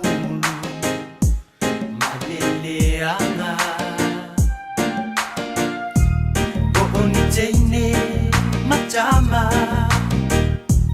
Boni fafine Atamai ai tamai Ai se soia le tafa aleanga Lele wangu Maleleanga Boni teine matama Boni fafine Atamai ai tamai Awo se mea wa o mafaya mo o e Samoa Te via via uma ile musika Oli mama vai ola utajua ni ya isisala Ole ne taleni ole tuala O papel nga leo lang ka rin Uli loko le ang amare kau kulay An always sa mga ambaw Kasi uli pili mga may day So may ay uli papoli So may lo uso kumote Se uli pong nga nga kako Nilili kuwa se pa muli muli Pia ililay lo pa manaisi Uli so yare ko nga kapisi Pia pay me pia pia Ili uli pia Uli pero pa nisin Ay le sa se ili pay may Uli a ea ua mafuay Uli loko pe pa wa O makai uli mafay So yeah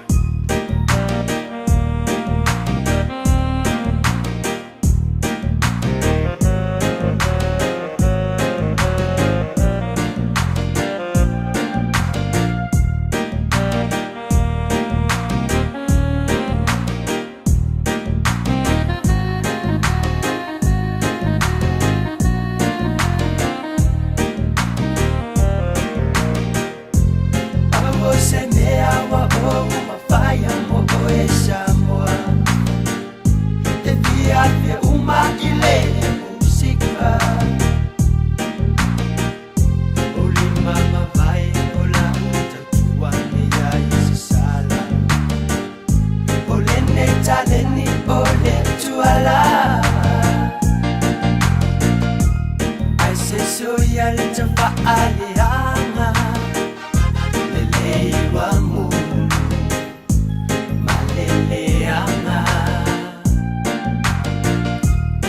Boni teine matama Boni fafine Atamai ai tamai Oi, o papel nga leo lang ka rin An always sa mga ambaw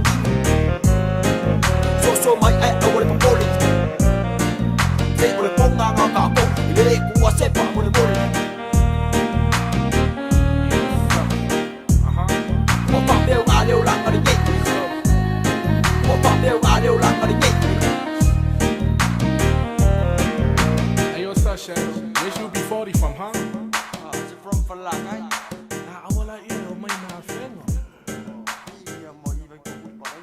Ia le na, nisi o whawhiwhianga le mānawa o ngā ruenga, ia e maise fōi, ia le tūlanga o le ngā Gagaifo Faiva o le atunu i le nei fōi a solua, mālo le ngā lue, alo fōi le ono sai, whatalo whai mauta ngā sengasi, nā i tamam tina mātua le tūpulanga te le vōumba, nisi o mātua o lo whata tolia ia nei a lātou whanau la iti, ia o li i mutamai tai fō mai, tausi mai pas, manau tausi soi fua, Aftai le ngā ruenga le nei o lo tō whātino. Ia, o lo sila fonga lang e o lava i lātou. E ngafa ma le tūlanga fo i leo lau kūle yoki. Ia ma e ngā lulue le ngā seseina o tau mawhitanga mo i lātou o lo whātau tolia i le mauta ngā sengasi. Ko o le filo mai I malau so ai. E mo muri ai mai o le vanga ma onga kakale ngā sisia ia tau mawhitanga ale au mamai.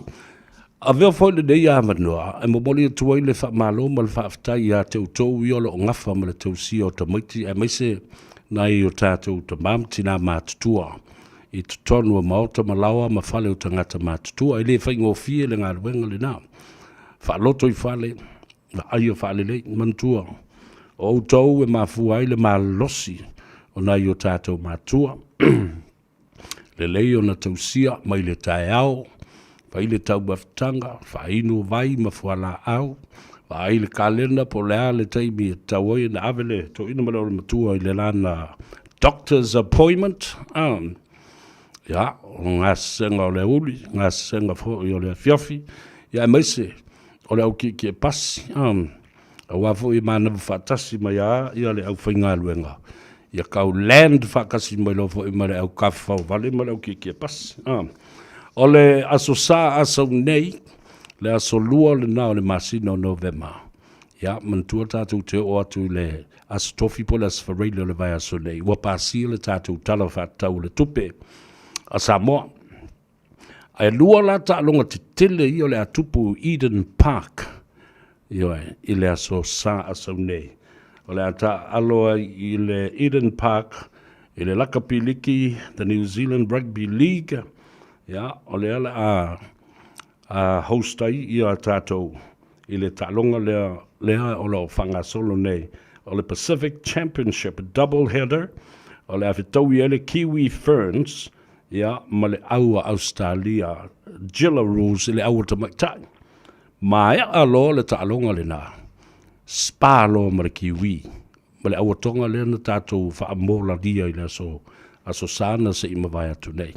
Tasi le nā mea sa fio o I eise tala noa. I le whaftai atuai le atunu. Lautou loto nuu ma le loto atunu ma le alo lofa I tama ma teine o le tātou au o le whetū Samoa. Whatasi e fo I ma le tātou toa Samoa. These guys are heroes. Ioe, matau tia, e o fo I le au o te maitai, o le whata mala lava.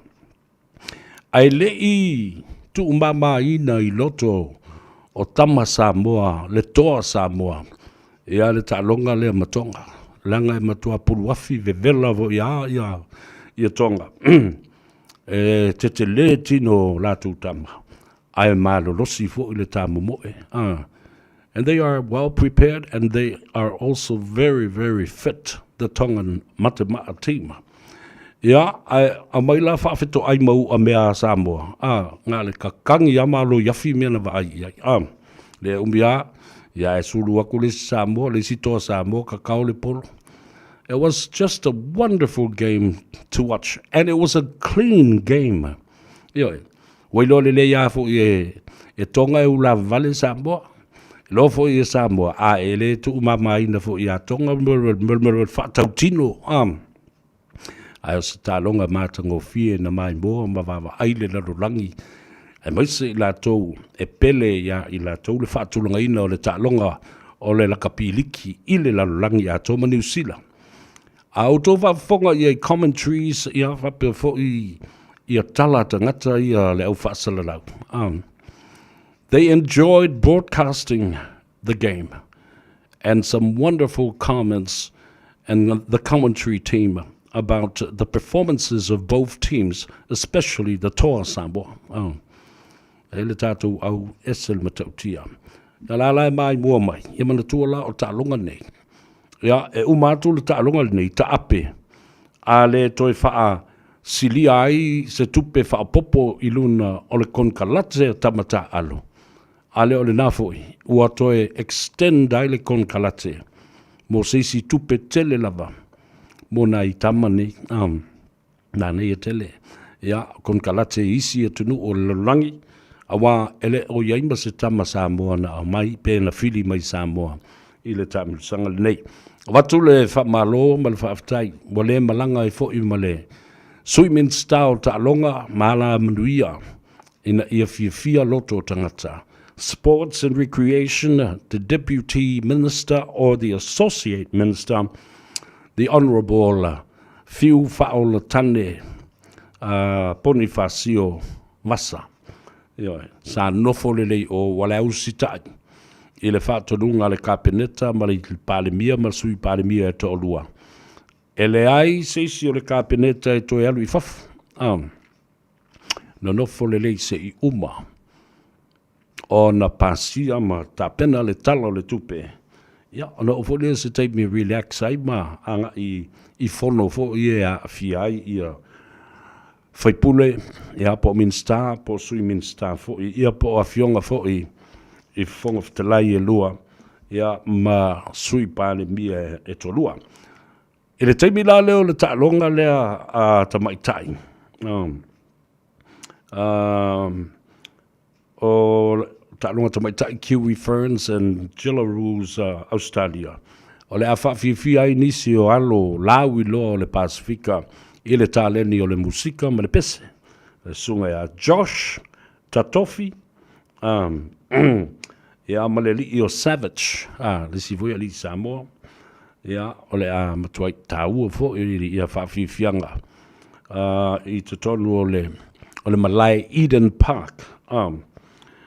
This time, the New Zealand Rugby League have upped the excitement by introducing a huge celebration, a gig, and entertainment of the game at Eden Park, and it will come alive with the melodies of national anthems of Hawaii, Tonga, and also Australia and New Zealand. Samoa Savage will take the stage with the iconic tracks of his rapping career. A contribution to Polynesian music, and also the one and only Josh Tatofi. Ta'alonga le pe afai te vave mai le ta'alonga. Taiao foi I ona whailo atu la ia lea o le tūlanga o le tau o tātou tickets. Ai mo le tātou lava au o Samoa. Le toa Samoa whapena foi le tātou whetū Samoa. Watu le whamalo ma le whaftai le ngate le pūlenga o le tātou whaiaonga ulu o le taita inga o le tātou au. O li imta maitai physio, po li imta maitai fomai e vaia ia tūlanga fo lea o manua o nai o tātou tamo matene tā alo. Ia ai ave le whamalo ma le whaaftai. Inisio company a le atunu o lo o lātou langolango ina le tūlanga o tupe. Ia awa le vesosoani I nai o tātou tamo matene tā alo. Le Pacific Easy Money Transfer le fionga ia whaimalo le toa. Alan Stowers po le fionga foi le saoli I atuala.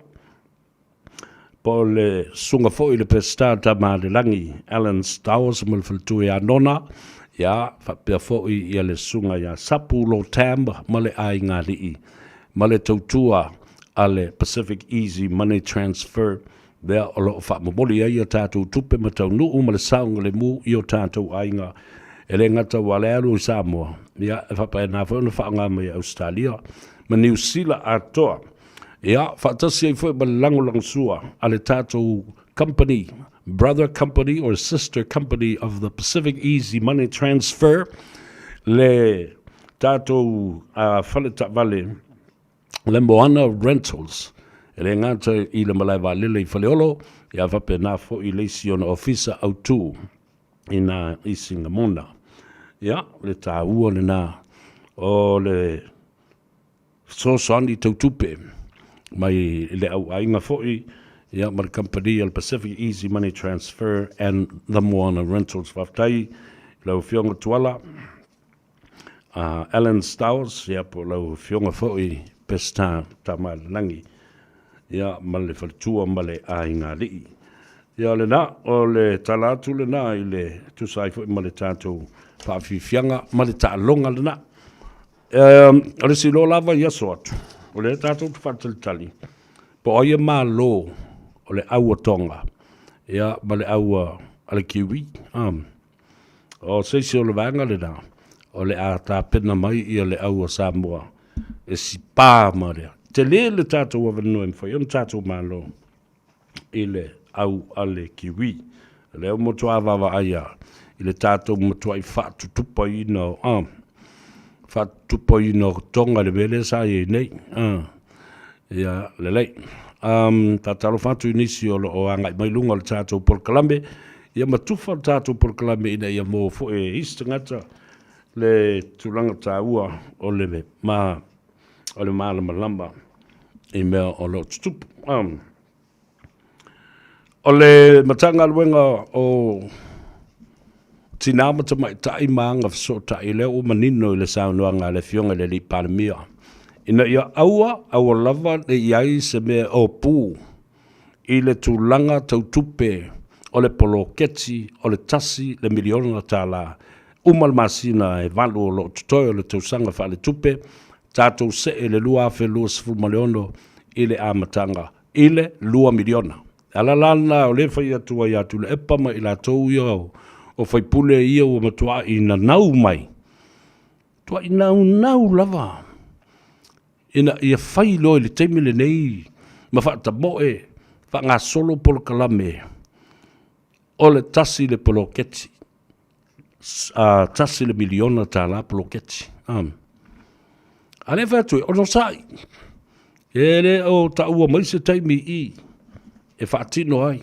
Sei pasi mua le tupe. Ia. Ia le nāla. Awa la tau te nanau mai e whaata. A matau na whaatatia ia le tūranga o fōwhanga al poloketi. A le ana tau ino nei al poloketi. Tau whiita al poloketi whi mai leo se o ngā ele avatue. E a fo i tufa i lima o tangata. Ia tufa nāla ia leo. And that's why I'm telling the Prime Minister you should be in absolute control of the $1 million project because it's a baby that was initiated by the fast government. Io, le merde na tu. Da wo fai ko fe mai. Au mai kasi ya se avano. Ta lo fai ele ni tu vale. O to falongo tu ele. Sa no ngale ri parmia. Po le ala vale ko vesi ma ko pisa fa pena. Yo to le. O le mela le o la fai dei. Ele vai lo ino le tanga benga le tinam ta mai tai. Vai ese foi balesi vai nga. O le poloketi lava la touia. Langa le atele tupe 5 miliona i le 5 tausanga. $500 million in 5 years. Ia le ae vesi so lom fe mai. Fe me mo mai ngā kupe, fe me mo mai ngā tupe. Ala le la. Na utou sapi ma utou matua i vava ai le lei iai. I tupe sa saini atu le minstau tupe ma matanga luenga o tupe ma alu i to tonu. O au tau whaaputu ngā tupe ma le tustupe ale fono whaavai. Aia, lei loa fo isi mea. O me iana lei loa whaatau ma ia isi fono whaavai. Tili io mea le tonu na iai. Ea mana ila na uto saini se fai pule i le tusiaki. Au ni toi saini se fai pule, au ni toi in control se fai pule. Tu le poloketi i tangata o le fast e o na i le poloketi alana fai ngā malo.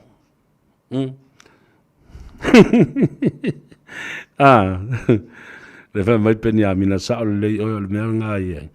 Le si fai fai au kārai. Fa pese i uma i le misiona. Toi fo i mai lola i le fa malmala mai le kengi o le walok. Pe ia ke vai ku pese fai fai au kala i fo i le i le pengi a minga la ko. E a lo mega nga fai e ko fo i mai lola i le fa malmala mai le kengi o le walok. Ia vai le ko mai ala uri i ka umai la ko mala ko menga fai o le misiona. Alo polonga le upena unasa talo falava malo se fo mia. Le foi la ua mai o na sao no le fionga i le palimia. Ina ua ma le a mai o na vai lua i ia le matanga wenga lea o tinam te mai tai fatasi ai le poloketi umalo lava na sa ili ia tusi matupe ale i tu malo male fono whawai a maua i nā ni mea pio ma mea whaala tua ma se seo se mea na whao ngā i ei seleni. Be accountable and you will face the court of law. Ave leo, ave le whamsidonga. Ioe, ave uma mea ne i le tula whono se isu ele lei. Langa i leo ni tupe ale tu malo o tupe ale atu nuu na whaso atu. Mo le tūlanga manuia. Ia lela lok ngil 2 million. After 8 months, you're looking at $2 million upgrade, increase. Se i wawa ai. A lea lisi ko inga ai kia lela a whaingi. E whaaleanga i le porokeki. Lela la tuu le Ministry of Women and Social Services will be split. The Ministry of Family Affairs will be independent, and the Ministry of the $1 million project as well. Yeah, taunu unga le ta'alonga le toa Samoa, beats mate maatonga, lakapi liki, tolus fulma le wha I le ono atonga. Oka. Thank you guys for the game. It was beautiful to watch. An enjoyable moment to watch both the two Samoa and the toa Samoa. Ua manino fo I le saunoanga le fionga I le li panemia. E atangi ai le va ai mamau. Ma le atina o Samoa iona upu fai mo le lumana. Ua ta oto ai fo I ma le whainga whawai. Ale whatuatua I le atua Samoa ua tasi. Whatever da iai. E lua lava paia inga e uai e se tangata le tofi palemia. Wa oa oina mai le te leo le taimi lea na alo I neo tui le epa. I le palemia lea mo le lua se fulumon tupu tausanga. Ae valiano ai matawa vaia I nā isi au ngā tūpulanga e lua pe tolu I le fast food tausanga watua nai. Wale au I le taunu unga e te tau na iai. Ma se tasi ua umana tā pela mai, a umaloa lau lua paia inga, whasolo bai lesi. Mai ole a tau fia I fo I mate matenga, a wā iai ale matenga I le fale. Oi lea ole a so. Ole tangata na pare mia, oi na sui pare mia, oi loa, ia le ala I le mauta o le tamaitai. E le toi tau mate matea po ai. Wai loa lava o le sui taitai o le avea ma taitai. Tā pena mai lesi ma whaasolo solo mai. Au ngā tūpulanga ata ma mai e Samoa. Maanga waa e ta tau o na o I mea nei. Aia. Some of the leaders that were there in the past were gatekeepers. Upu sao alena. O le au leo whai tutoa ma le au loka whai tutoa. Wala tau le toi ta tala ina le whai tutoa mo se avanoa e tuu avanoa I nis tangata. Now that's a silly, selfish, and greedy behavior and attitude. Mena ta o le alofa. And where does that legacy will lead you to? 40 years in the making. 23 to 26 of those years was holding on to the prime minister position. What now? What now? The fate is in sight. Le unga lele ua mata iai. Mai leo se taunu unga lelei. Awa e leo le mea lea na mana o iai. Ai leo se mea na te tau na whai. O le retire ai lava. I se tūlanga māua lunga. Ai le ilo wa leva na te tau na pasi le polo. Pasi le fua. Alu le stangata e whaatini ma le nganga whaafitai I a te oilo tuu awanoa. Ma lou le mana o tele. Ma lau le whaapito ia te oe lava ia. I le mawina ma le titina ina o le ua. O le malusi anga leo. O le tofu palmia. Now you're getting tired and getting old and getting grumpy all the time, ungrateful, and saying things that are really, really bad for your own publicity, and for your own reputation. The rise and fall of somebody that was there for over 40 years. Alava e tau mai lava le tusi. E ai whainu mera. E tau mai ai ia te oe walata mai le unga. E ai whainu mera e tau mai le tusi. E whaata mai ai ia te oe. E te leo toi maua se miti ma se whaalinga. E taita ia ai le nuu male malo. Ua mana o lasi, mana o tele. E peo le tala fo i le whai. I le mama o male mo le funga funga. E lua ngutu. E ai mai leisi pito, pasi mai leisi tu. Umato e ai atu i, e pasi mai i. Le mai au mai, e ai whaatasi, le teimi e tasi. Ai le piko le koe ai fui markamale. Ea! Se whawhiala, yo ko dungo le ala kere. Ea le na. Lua lava pae inga. Lua lava pae inga. O se sau te lele na mo Samoa. E te uuina i le tofi pāle mia. O na pasi lea ma wha ngā solo i leisi o uso o umona te pena. O le mea la leo tūlai mai nei. Toi titi malolo retire nei tulepa. O lo tu mau pea i lo na mawhau. E le aise tasi la te tutusa i le tu langa anga waa o se teitai. Mai le ai fo i la sesi anga waa. E mawhai o na ia whatuatua ina. E tuu ina atu iai. Le pule ma le mana e taita iai. Le vaenga whao pwhai. He doesn't trust anybody. And he says that there is no person that is well qualified like himself to take over the reins of the leadership of a party that is now in question. The credibility as well in question. In question. Lale wingol na upu. Ua fesilingia. Ma ua le toe whatuatua ina. Yeah. Lasila tule mai. What has he got to leave with somebody? Somebody else. O le ala na mea lofa. O iai o totoe ia te ia. E tui natu I lima o seisi te ngata sa ia tapena. Nothing. He's got nothing to give. Anyway, because there's nothing there left anymore. E o matu nei le pa inga lea, lea valus fulu lima tau sanga le tuina. Dala talata, de lope te ua wha ma vai wha fosei le tuina.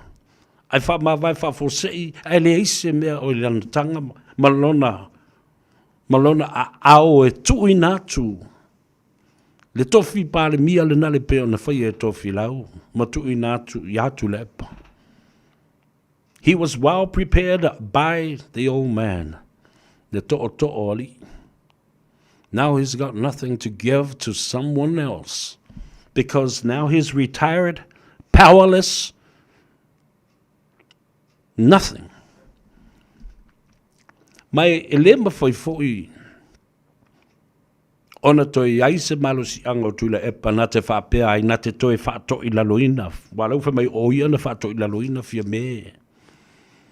Mai o ia fo ele umala na ngā luenga se ini ana toi whato I lalo tasi ia le sunga lauli ala mari atoa.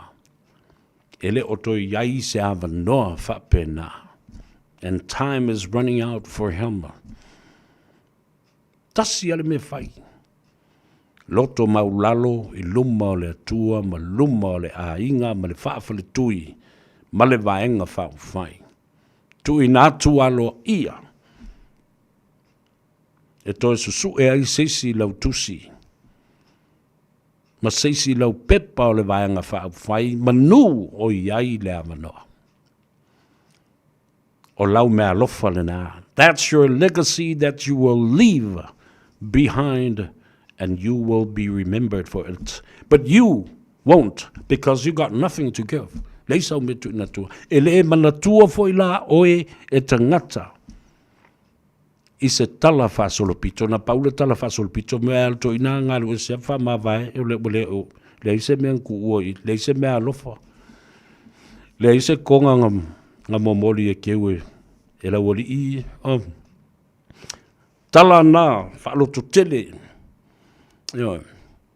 Whaaloto tele, e whai ai lau whai unga, ma o tau umanae, sao whai mai, to a valu o tau fau ia na otu. Ma le to ono lea, wa le sa meme le to ono lea, ele o se pati, a wa tau te o ese loa, whamui nā ma le tau vaenga. Tu ia, le ota sami, namu lau ulu. E oti loa, ta upero ma vai ui. Wale o se vaenga whai wale a toa le valu o whai pule, ua nao le ono, ua nao.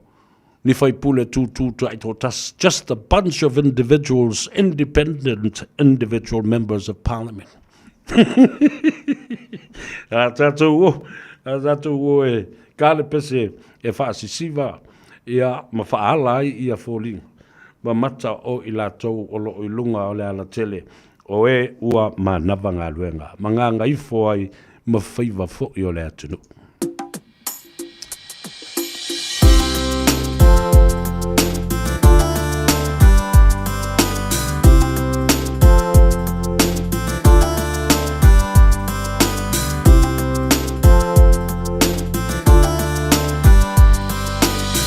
O Samoa, se I fua mai, e polonga le mea nei o loo fai. So te vili mai, I au se talia nei, o ua mahua o mātou pei. Ai ala fo atu, se lau tala, beito te ina. Ai atolu se lawa ngā ilunga, waso o mai whaawhetai ma whaamanuianga. Se Samoa, se I fua mai, e whaia si polunga. O au se talia, e le tawhea le susu ma le melise, e tawhea I le isupe.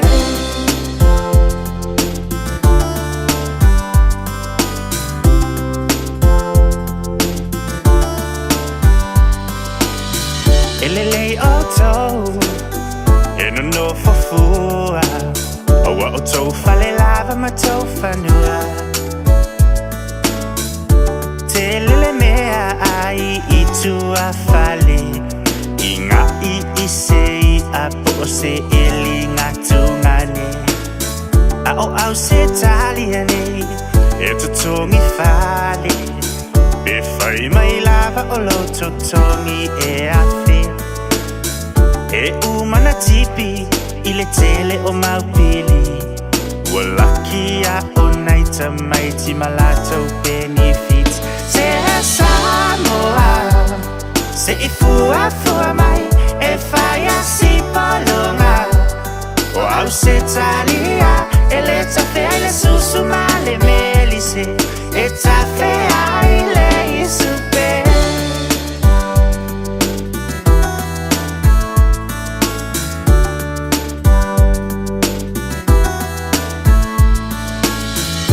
Tai aupo, I le malulu, ai usu lava e whai ngalu e ngā susu. Sao le whaki, ai fosi lava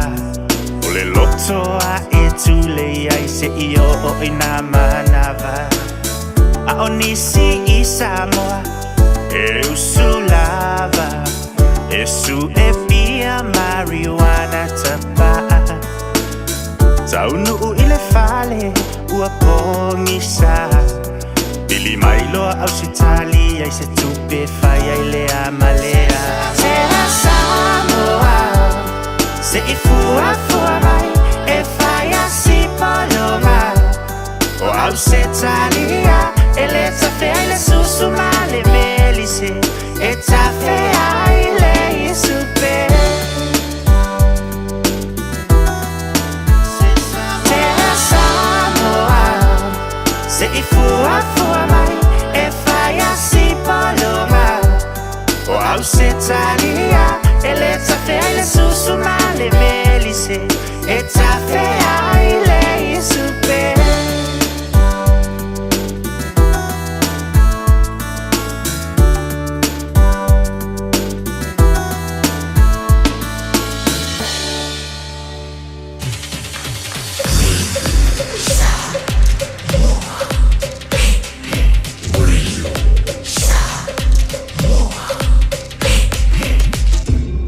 Noivo tu, amo.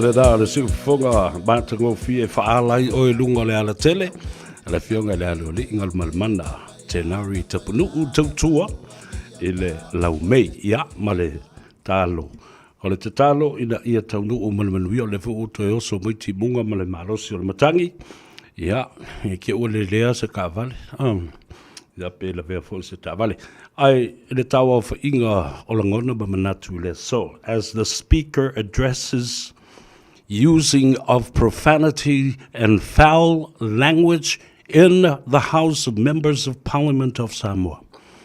It's very important. Whafte tele lau fionga au pa au, lau fionga i le whong te lai, le tama le ainga le tai, le to o e tau sia le file mu, whaftai lo whatoa toa. Ioi. Ia ai, ia le taimi, tau e lo fo ina whai le mea pe o le mele na whai, ia sola ma le malo, ke neti sio, ia la fo walu a salamo ma ua iei lo, talo sia, talo sia ia iai ni ai, ia ma o uina ai, la ngona ma mafaufaunga ma upu, e tau te tala ma whaasoa iai ia sui whai pule i tono le mauta, e whapena fo ia tu le epa, ma le monki, mai lato umalawa e whaatai tai, ma muri tai ai i nei winga matanga. O ni whaatai ta inga leanga a o mai moa le tupulanga lalo vawa o Samoa, o isi te tai ia e whaasolo atu, ina foa o lato i tu malo ma tutono o le palimene o Samoa. I le campaign leo lo o whaia neia leo, say no to drugs. O le talamoni, la uli ala mali atoa, sui pale mia, whapena fo i lau tau kapeneta. Ma le whaalo alo leo o whao o atuai ia le taro sanga le nei. Talia le tangi a limoni. Mai limoni o mai loe drug test out. So, a compulsory drug testing should be done to all members of parliament, including public servants, police, doctors, nurses. Ioi, talia le tangi le nawa avatu, o tangi atu, ia le uso. Wa mole o mai e whailunga drug test. Please, allow him to have his compulsory drug test and all other members that are cited and are believed to be using drugs in Samoa. O le tangi mua le na alimoki. O tangi atu ma le whaalalo e leo fionga le li pānmia. Whaamol mole. A mai se fo mai pe mai le SROS. Se whaila na testing. Po o a fia i ni whala au whaasaina mani pauta ma isi mau mea na. O le tangi lo na lua le na ua tangi e tuai ia limoni. Ma whaamole mole atu. Ila ua fionga i le li pānmia. Whaamole mole. Alofa mai, au mai loa ni leo whaapitoa mai whafo, e o mai e su e o ia, male mata upo ia tu wau. I'm asking you and I'm begging you, Your Honourable, the dear Prime Minister, chosen Prime Minister of Samoa, please adhere to Limongi's request, crying over bringing the forensic police unit. Now we have a cybercrime unit set up by the Australian Federal Police. Use that as well, and the SROS. Au maila ia, whaamalia le loto, o le uso. Ioe, ma whapena loa o na maua ai le tali atoa, mo Samoa atoa, ma le nei matau. Ia e lua tali nawa, tangi nawa watu. Ila u fionga le paramia. Ai pe iau se lui, au mai leo, ma o mai e testau.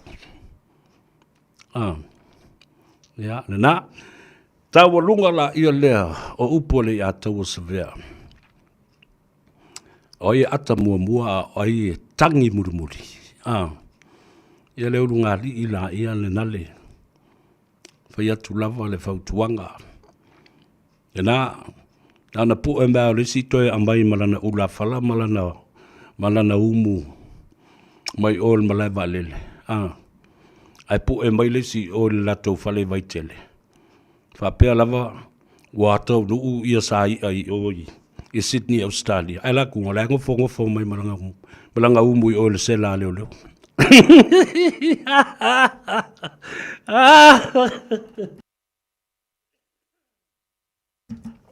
Whea tufo ia, o tangata neu te whaingoina me taole. O le whalanginga e taole mo le useful idiots. Me o vale au ngā oe mo mori sa vali lea au ngā ma le mata ngā ma le pā a istangata. Lea la, ua maua tai ai lava i. E awa masalonga o li mori a, o li mongi mai hoi mo. matui papas tui ane esefele le ngari ide ale la o ni fo yesu tupe so tupe tongi ai ya roia ya matatalo I o le la tu vaenga la wo ta ape I Sydney wa wo esel to teleonis sa ta mulmuli le ngari ide o ese fo mo le vaenga supporters group mai Melbourne le HRPP e o mai uma tangata ta ume te sau mala o vea fa ma o nia mai le tūlanga pangatia le nale wo o iai. Wa mana na o umotangata. Ina ia te tai losi uso ia la wofo. A tuli ia le mongi e vai se paki e kuko kasi ai. Pe vai ko kasi langa paki. Awala. Awa. Tusa. O le campaign na lea o le tau wha leanga. Ma le tau wha se. Lea la ua maua teitai ai lava I. Maua leo ngāri I lea. Wa le mautonu fo ia le. Ua umana mai e te au le tusi. E la u vea. Whai mai. Ua umana whau tuaina e le whawhale tui ma le vaenga whau whai. A le hero pipi pe tesa ia papas tui mali mongi. O ese awane I toi ai so lua so tanga. Ile au media le nā le au useful idiots. Meo vale au ngā I mea leanga.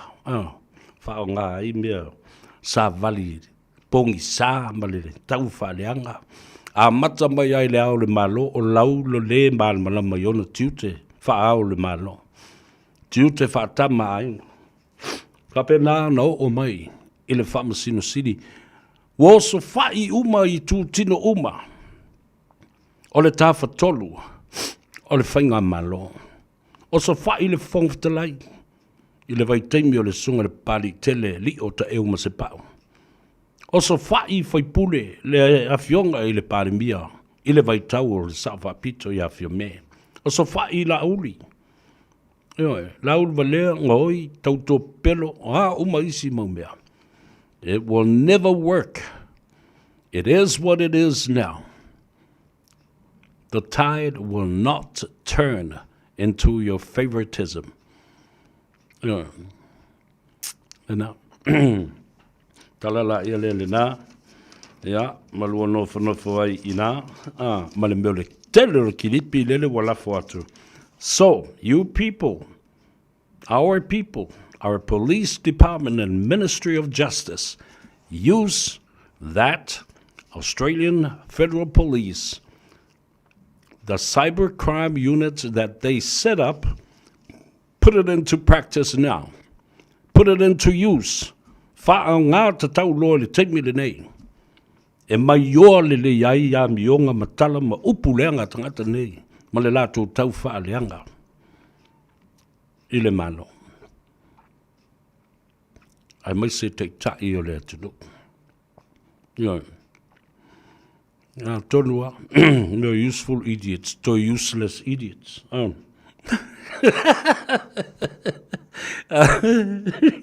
Ya tala laki. Le to ina malolo le a manu malo le ua tu malo le fa mana vai le tua. Ana ngā luenga. A whai atu lola na tala I se sola na whanau a tali mai e le mawhai papa. Dad e le mawhai. Po se si fo i o lana au tala vau. Ai le mawhai. O lea le tali. Whamai o tau e useless. E me o masani e a la.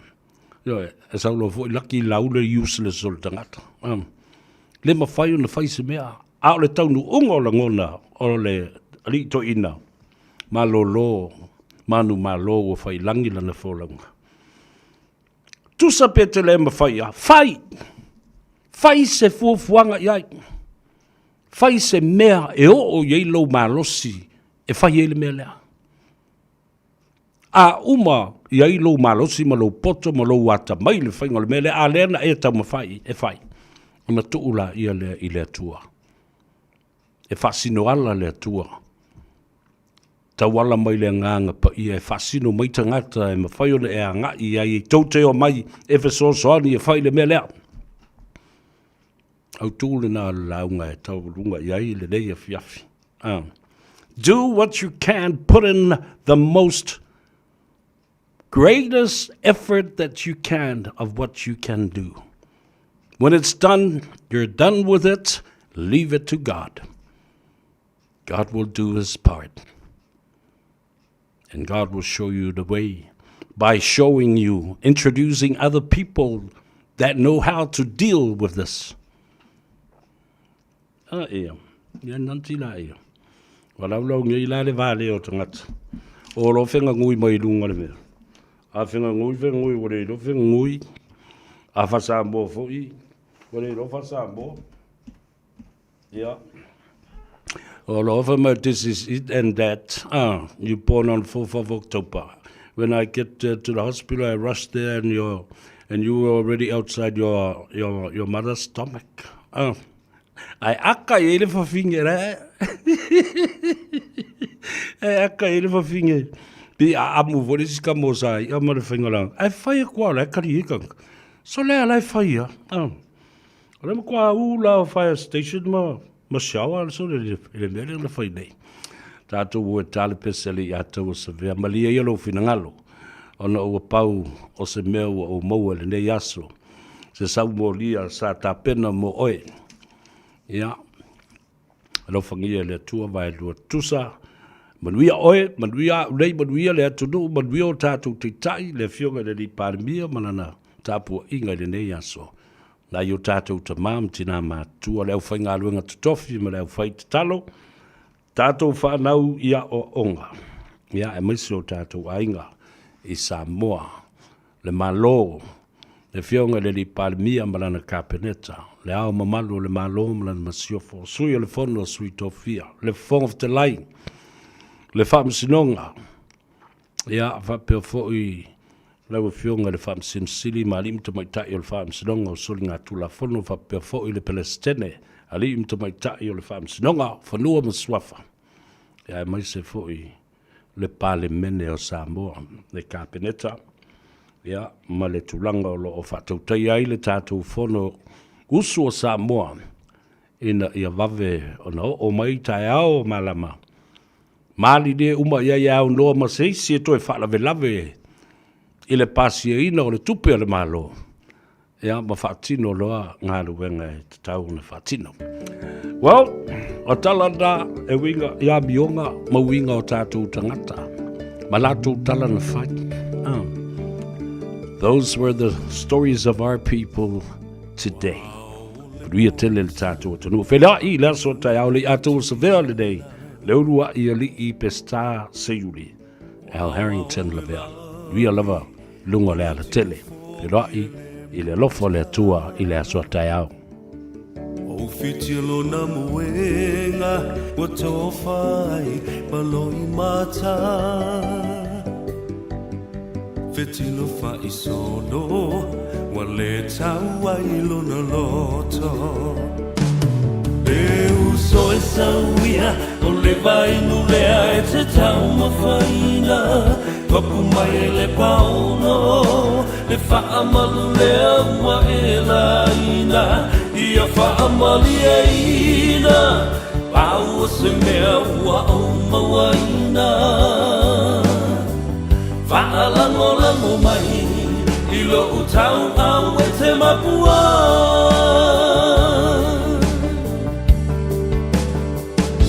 Langona le fia ai Se fulu se nese I whaalawai A o se ato whangu Pela vai o se papa mafu Amu ia la salo Wa file na masalo salo Se ia lo famai O lo uola wale mawhai Leu so e sauia O le vai nulea e te tau mawhaina Papu mai e le pauno Le wha amalu lea ua e la ina Ia wha amali e ina Pau o se mea ua au mawaina Whaalango mai Ilo utau au e te mapua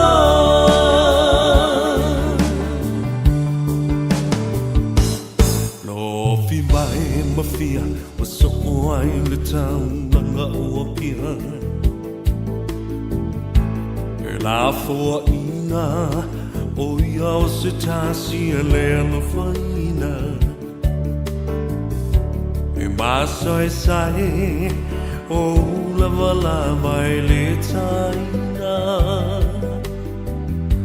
uno masomali le ese upu e fai mai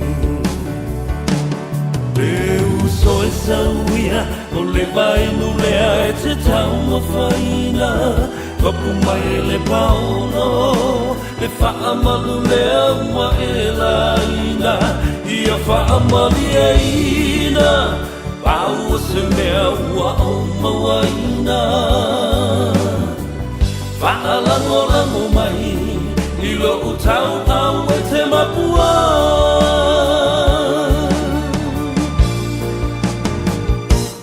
Leu soe sauia o le vai nu lea e te tau mawhaina Mapu mai le paolo le faa malu lea ua e laina Ia faa mali e ina